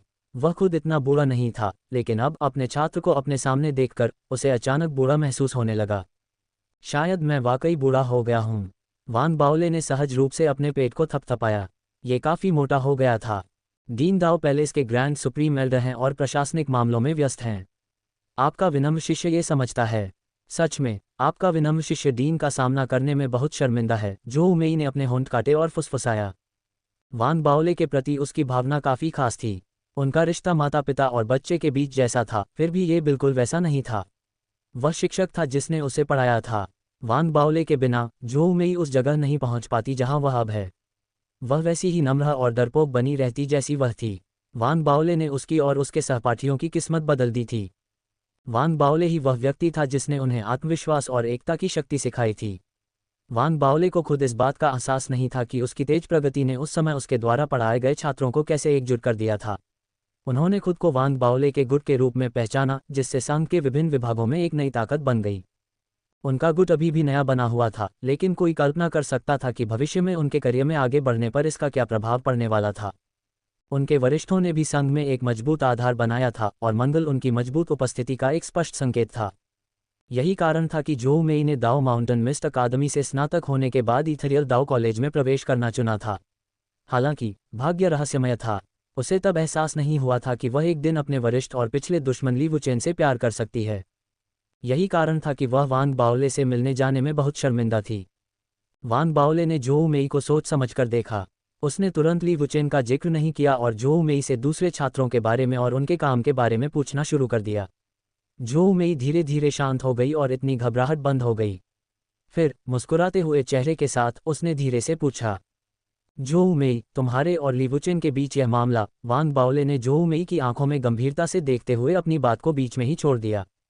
जोऊ मेई वान बाओले की निगाहों के सामने तुरंत घबरा गई, और जैसे ही उसने वान बाओले के शब्दों में छिपे सवाल को सुना, उसके चेहरे पर सदमे और डर के भाव छा गए। उसकी आवाज़ कांपने लगी और वह हकलाने लगी। डीन, मैं इस मामले के बारे में। जोऊ मेई के घबराने और हकलाने पर वान बाओले का चेहरा काला पड़ गया। उसने सबसे बुरा सोचा और अचानक कहा, क्या ली वुचेन ने इथरियल दाओ कॉलेज में प्रवेश करने के बाद तुम्हारे लिए चीज़ें मुश्किल बनाने की कोशिश की? क्या उसने कोई घिनौना काम किया? यही होना चाहिए। ये ली वुचेन, उसकी हिम्मत कैसे हुई? वान बाओले ने अपनी सीट के हैंडल पर जोर से थपथपाया। उसने एक भयावह आभा बिखेरी, फिर उस विशाल पेड़ पर चिल्लाया जो एक कोने में खड़ा था, साथ ही दाववादी ओस्मांथस, जाओ और मेरे लिए ली वुचेन को ले आओ। नहीं, ऐसा नहीं है। विशाल पेड़ के कुछ कहने से पहले ही जोऊ मेई का चेहरा पीला पड़ गया। वह जल्दी से आगे बढ़ी, उसकी आंखों में आंसू भर आए और उसका चेहरा चिंता और भय से रंगा हुआ था।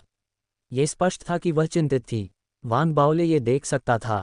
उसने आह भरी, फिर अपना हाथ हिलाया और विशाल पेड़ को वहीं रहने दिया। फिर उसने अपना माथा रगड़ा और जोऊ मेई की ओर देखा, जिसने अपना सिर नीचे कर लिया था। काफ़ी देर बाद वान बाओले ने फिर से बात की, जोऊ मेई, मुझे बताओ, क्या तुम सच में ली वुचेन से प्यार करती हो? क्या तुम पूरी तरह से निश्चित हो कि तुम उसके साथ दाव पार्टनर बनना चाहती हो? मुझसे सच छिपाने की कोशिश करना बंद करो। अगर तुम सच हो तो सच हो, अगर तुम सच नहीं हो तो सच नहीं हो। वान बाओले की आवाज़ में उग्रता खत्म हो गई। ऐसा लग रहा था जैसे वह फिर से दाओ माउंटेन मिस्ट अकादमी का डीन बन गया हो। जोऊ मेई शर्मा गई और सोच में अपना सिर नीचे कर लिया। फिर उसने विनम्रता से उत्तर दिया, हाँ। वान बाओले चुप हो गया, फिर अपना सिर हिलाया और मुस्कुराया। चूंकि वे दोनों इस रोमांस में स्वेच्छा से भागीदार थे, इसलिए उसे उन्हें देखना जारी रखने की कोई ज़रूरत नहीं थी। वे अंततः भविष्य में भागीदार बनेंगे। उसके हस्तक्षेप से रिश्ते को जल्दी ही आधिकारिक बना दिया जाएगा। एक दाव शिष्य के रूप में अगर ली वुचेन फेडरेशन के किसी व्यक्ति के साथ दाव भागीदार बन जाता है, तो इससे फेडरेशन और दाव पैलेस के बीच गठबंधन और मजबूत हो जाएगा। बेशक सबसे महत्वपूर्ण बात यह थी कि दोनों के मन में एक दूसरे के लिए सच्ची भावनाएं थीं, क्योंकि अगर एक पक्ष प्रतिबद्ध होने के लिए तैयार नहीं है तो यह अर्थहीन होगा। उस विचार पर वान बाओले ने जोऊ मेई को कुछ देर और देखा और निष्कर्ष निकाला कि उसके मन में ली वुचेन के लिए वास्तव में भावनाएं थीं। वह एक निर्णय पर पहुंच गया था और अचानक बोला, साथ ही दाववादी ओस्मांथस, कृपया ली वुचेन को यहाँ लाएं। जोऊ मेई अभी भी चिंतित लग रही थी, लेकिन वान बाओले के विनम्र लहजे ने उसे राहत की सांस दी। उसने अपना सिर नीचे किया और चुपचाप खड़ी रही। उसका दिल तेजी से धड़क रहा था। वह एक चतुर महिला थी और वह जानती थी कि उसका डीन क्या करने की कोशिश कर रहा था। ये पहली बार था जब वान बाओले मैचमेकर की भूमिका निभा रहा था और यह एक ताज़ा अनुभव था। वह मुस्कुराया और जोऊ मेई को चिढ़ाया, फिर जिन डोजी के बारे में बातचीत शुरू की। उसे यह जानकर आश्चर्य हुआ कि जिनडोजी स्नातक होने के बाद ट्रिलुनारिस कॉर्पोरेशन में वापस नहीं आया था, बल्कि चंद्र बेस पर सेना में शामिल हो गया था। दोनों ने कुछ देर तक बातचीत की, इससे पहले कि कुशल विशाल पेड़ ली वुचेन को वान बाओले के महल में ले जाए। ली वुचेन जाना नहीं चाहता था, लेकिन विशाल पेड़ ने उसे बताया था कि जोऊ मेई वहाँ है, इसलिए ली वुचेन केवल चुपके से आहें भर सकता था और विशाल पेड़ का अनुसरण कर सकता था। जैसे ही वह हॉल में दाखिल हुआ, उसने देखा कि वान बाओले अंत में बैठा है, जोऊ मेई के साथ मस्ती से बातें कर रहा है। ये दृश्य उसके दिल में असंख्य भावनाओं से भर गया। वह जानता था कि जोऊ मेई वान बाओले की शिष्या थी, और वह ये भी जानता था कि वे वान बाओले से अपने रिश्ते को छिपा नहीं सकते थे। शर्मिंदगी और अपने पिछले संघर्ष के बारे में जागरूकता ने ली वुचेन को परेशान और चिंता से भर दिया। ली वुचेन के हॉल में प्रवेश करने के ठीक बाद, इससे पहले कि वह अपना अभिवादन बढ़ा पाता, वान बाओले के चेहरे पर भाव तुरंत बर्फीले ठंडे हो गए। उसने शांत भाव से कहा, ली वुचेन, तुम्हारे और जोऊ मेई के बीच जो कुछ है वह आज खत्म हो गया। मैं नहीं चाहता कि तुम भविष्य में मेरे शिष्य को परेशान करो। अगर तुम ऐसा करोगे तो मैं तुम्हें मार डालूंगा। जैसे ही वान बाओले ने यह कहा, जोऊ मेई के चेहरे पर सदमा छा गया। डीन, तुम। ली वुचेन जम गया, उसकी सांसें भारी हो गईं और उसका चेहरा पीला पड़ गया। फिर उसने जोऊ मेई के चेहरे पर भाव देखा और सुना कि वह क्या कहना चाह रही थी। ऐसा लगा जैसे उसमें अचानक शक्ति भर गई हो। उसने अपनी घबराहट और चिंता को नज़रअंदाज किया और अपनी आंखों में दृढ़ संकल्प और शत्रुता के साथ आगे बढ़ा। एल्डर वांग, यह मेई और मेरे बीच की बात है। हो सकता है कि आप उसके शिक्षक रहे हों, लेकिन इससे आपको रुकने का अधिकार नहीं मिल जाता। मैं 1 साल के भीतर पूर्ण कोर फॉर्मेशन क्षेत्र में आपकी उन्नति की गारंटी दे सकता हूं। मैं आपके नेसेंट आर्ट चैम्बर में प्रवेश की भी गारंटी दे सकता हूं ताकि आपको नेसेंट सोल क्षेत्र प्राप्त करने का मौका मिल सके। हालांकि अगर आप मेरी बात मानने के लिए सहमत नहीं हैं, तो मैं आपके लिए जीवन कठिन बना सकता हूं, भले ही आप दाव पहले से संबंधित हों। आप तलवार के शरीर में मर जाएंगे। ली वुचेन, आप जानते हैं कि आपको क्या करना चाहिए। इस पर विचार करें और मुझे अपना जवाब दें। वान बाओले की आवाज़ ठंडी थी और हिंसा हवा में भर गई थी। पूरा महल एक खास भारीपन से दब गया था। फिर उसने अपना दाहिना हाथ उठाया और जोऊ मेई की ओर इशारा किया। एक जादू भड़क उठा और जोऊ मेई के होठों को सील कर दिया। वह बोल नहीं सकती थी और केवल चुपचाप चिंता कर सकती थी। ली वुचेन का चेहरा पीला पड़ गया और उसकी आंखों में क्रोध बढ़ गया। उसने बिना पलक झपकाए वान बाओले को घूरा और बिना किसी हिचकिचाहट के अपना जवाब दिया। वान बाओले, मेरा जवाब है नहीं। वान बाओले ने अपनी आंखें घुमाईं।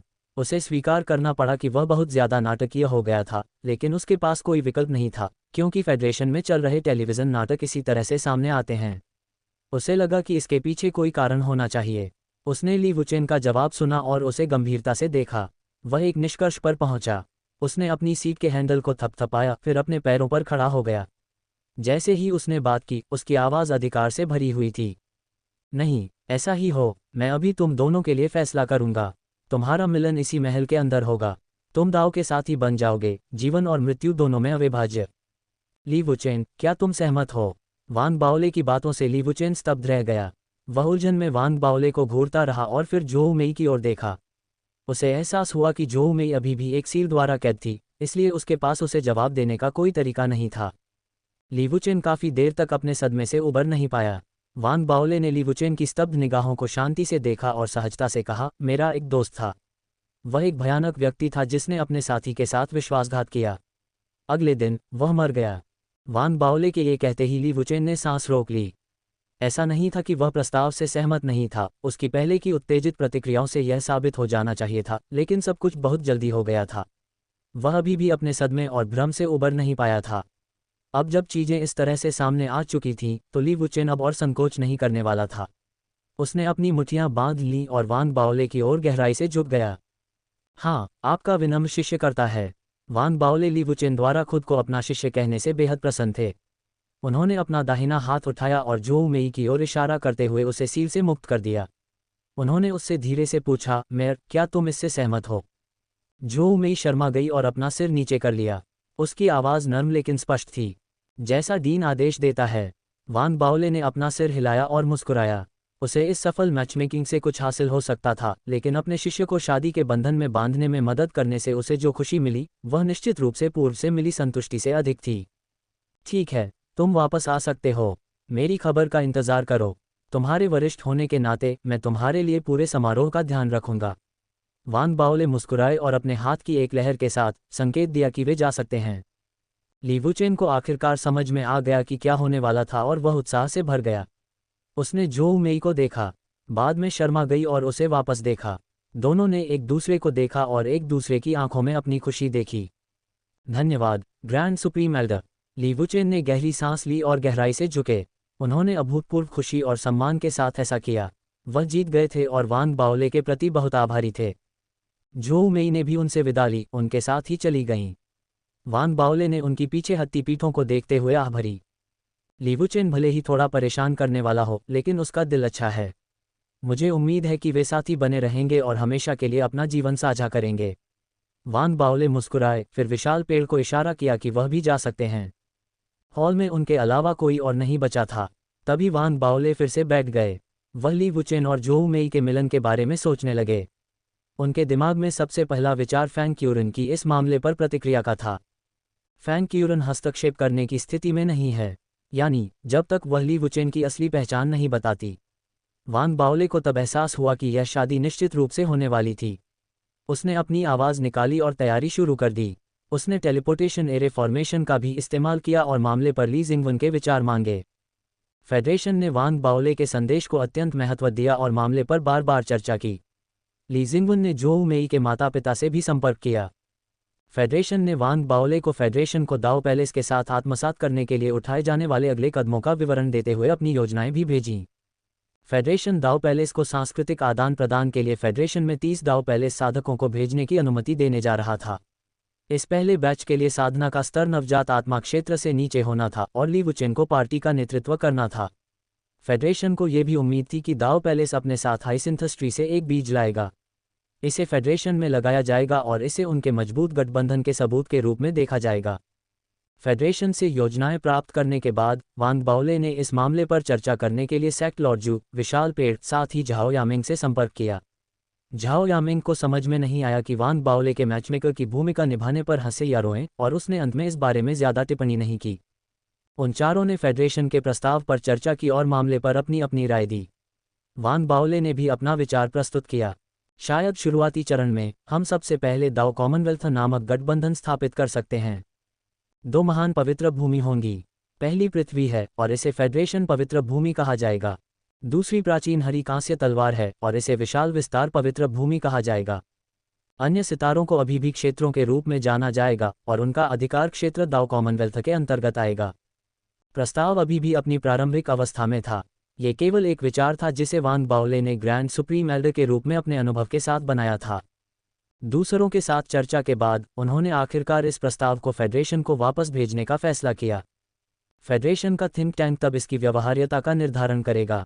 फेडरेशन और दाओ पैलेस के बीच वॉयस ट्रांसमिशन भेजना संभव नहीं था, इसलिए वे केवल टेलीपोर्टेशन एरे फॉर्मेशन के माध्यम से संचार जेड स्लिप भेजकर संदेशों का आदान प्रदान कर सकते थे।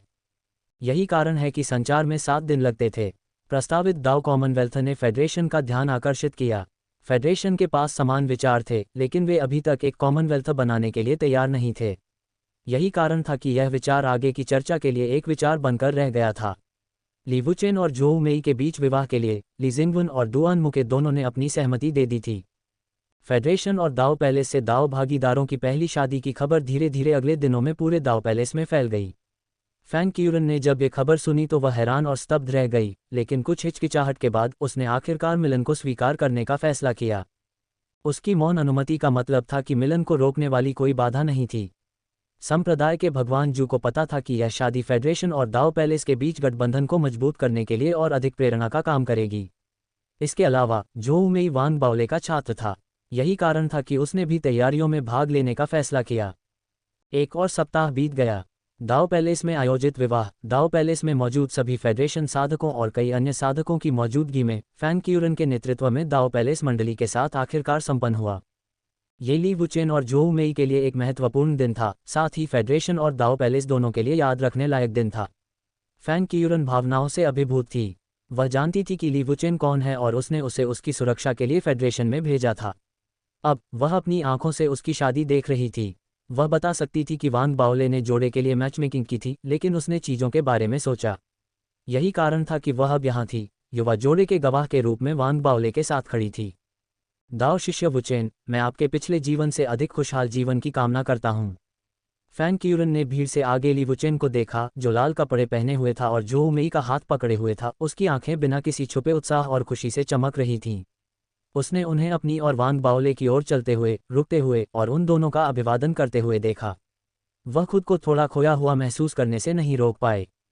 आखिरी महान युद्ध की यादें उसके दिमाग में उभर आईं, वह युद्ध जिसमें प्राचीन तलवार एक गिरे हुए विशाल विस्तार वाले स्टार डोमेन से भाग गई थी, जबकि उसका पीछा कभी न खत्म होने वाले कबीले ने किया था, जिसने प्राचीन तलवार की उड़ान की दिशा बदल दी थी। दाव पैलेस ने वह लड़ाई जीत ली होगी, लेकिन उन्होंने ऐसा बहुत बड़ी कीमत पर किया था। तलवार के शरीर पर दाव पैलेस पूरी तरह से खंडहर में तब्दील हो गया था। बुजुर्ग गंभीर रूप से घायल हो गए थे और सभी गहरी नींद में सो गए थे। दाव शिष्य के रूप में वुचेन ने लगातार और निडरता से लड़ाई लड़ी थी, गंभीर रूप से घायल होने और मौत के कगार पर पहुंचने तक।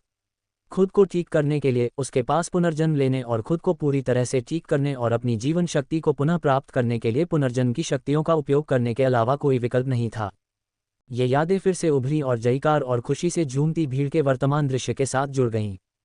फैंग क्यूरन अपने खोए हुए भाव को रोक नहीं पाए, जो तब तक बना रहा जब तक ली वुचेन और जोहू मेई उसका अभिवादन करने के लिए उसके पास नहीं आए। ली वुचेन थोड़ी घबराई हुई लग रही थी और जोहू मेई भी काफी चिंतित थी। भीड़ को फैंग क्यूरन के अजीब व्यवहार का एहसास हो गया था और वे सभी उसे घूर रहे थे। जबकि उन्होंने फैंग क्यूरन के चेहरे पर भाव देखा था, वे उसके विचारों को नहीं समझ पाए। केवल वान बाओले ने उसके चेहरे पर खोए हुए भाव से अनुमान लगाया कि वह क्या महसूस कर रही होगी। उसने खांसी की और फैंग क्यूरन को धक्का दिया।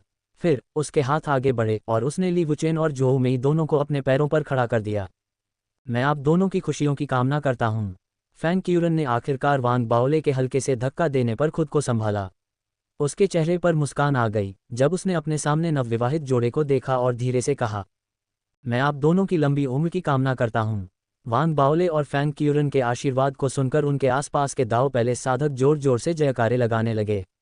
फेडरेशन के शिष्यों ने भी जयकारे लगाए। ली वुचेन ने आखिरकार राहत की सांस ली।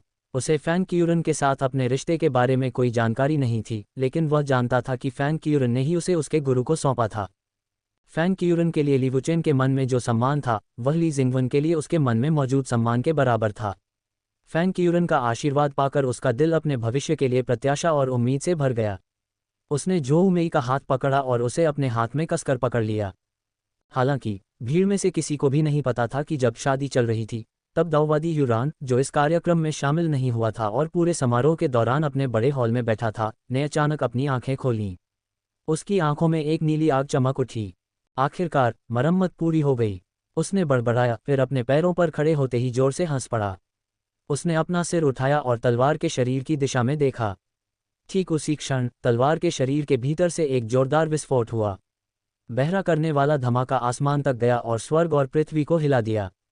आग का समुद्र उबलने लगा और कई षड्भुज क्षेत्र ढहने लगे, जिससे राक्षसों की भीड़ भागने लगी। जैसे जैसे आग की लहरें बढ़ती और घटती गईं, एक अजीब सा दिखने वाला युद्धपोत 3 डिस्क से बनी एक त्रिकोणीय संरचना के साथ, जिसके किनारे थोड़े से छूते थे, समुद्र से ऊपर उठने लगा। युद्धपोत एक लेविथान की तरह था, एक विशालकाय जानवर जो बिना अंत के बाहर की ओर फैला हुआ प्रतीत होता था। इस पर खड़े होकर कोई भी मुश्किल से देख सकता था कि यह कहाँ समाप्त होता है। यह हवा में ऊपर उठा, इसके चारों ओर आग का सागर भड़क उठा और सब कुछ जलाकर राख कर दिया। युद्धपोत बनाने वाली 3 डिस्क प्रत्येक चंद्रमा के आकार की थीं। वे 3 अलग अलग दुनिया की तरह थीं जो घूमती और चमकती थीं। रहस्य की एक हवा उन्हें घेर लेती थी। युद्धपोत की काली बाहरी सतह कई रूनों से सजी हुई थी और जैसे ही युद्धपोत आकाश में ऊपर चढ़ा, जबरदस्त शक्ति की लहरें बाहर की ओर उठीं। यह आग के सागर से निकला और तुरंत तलवार के शरीर और तलवार के हैंडल को अलग करने वाली सीमाओं की ओर बढ़ गया। युद्धपोत से टकराते ही हेक्स फट गए और धूल में बिखर गए। पहाड़ टूट गए। युद्धपोत एक अविश्वसनीय शक्ति से घिरा हुआ था जिसने अपने रास्ते में आने वाली हर चीज को नष्ट कर दिया।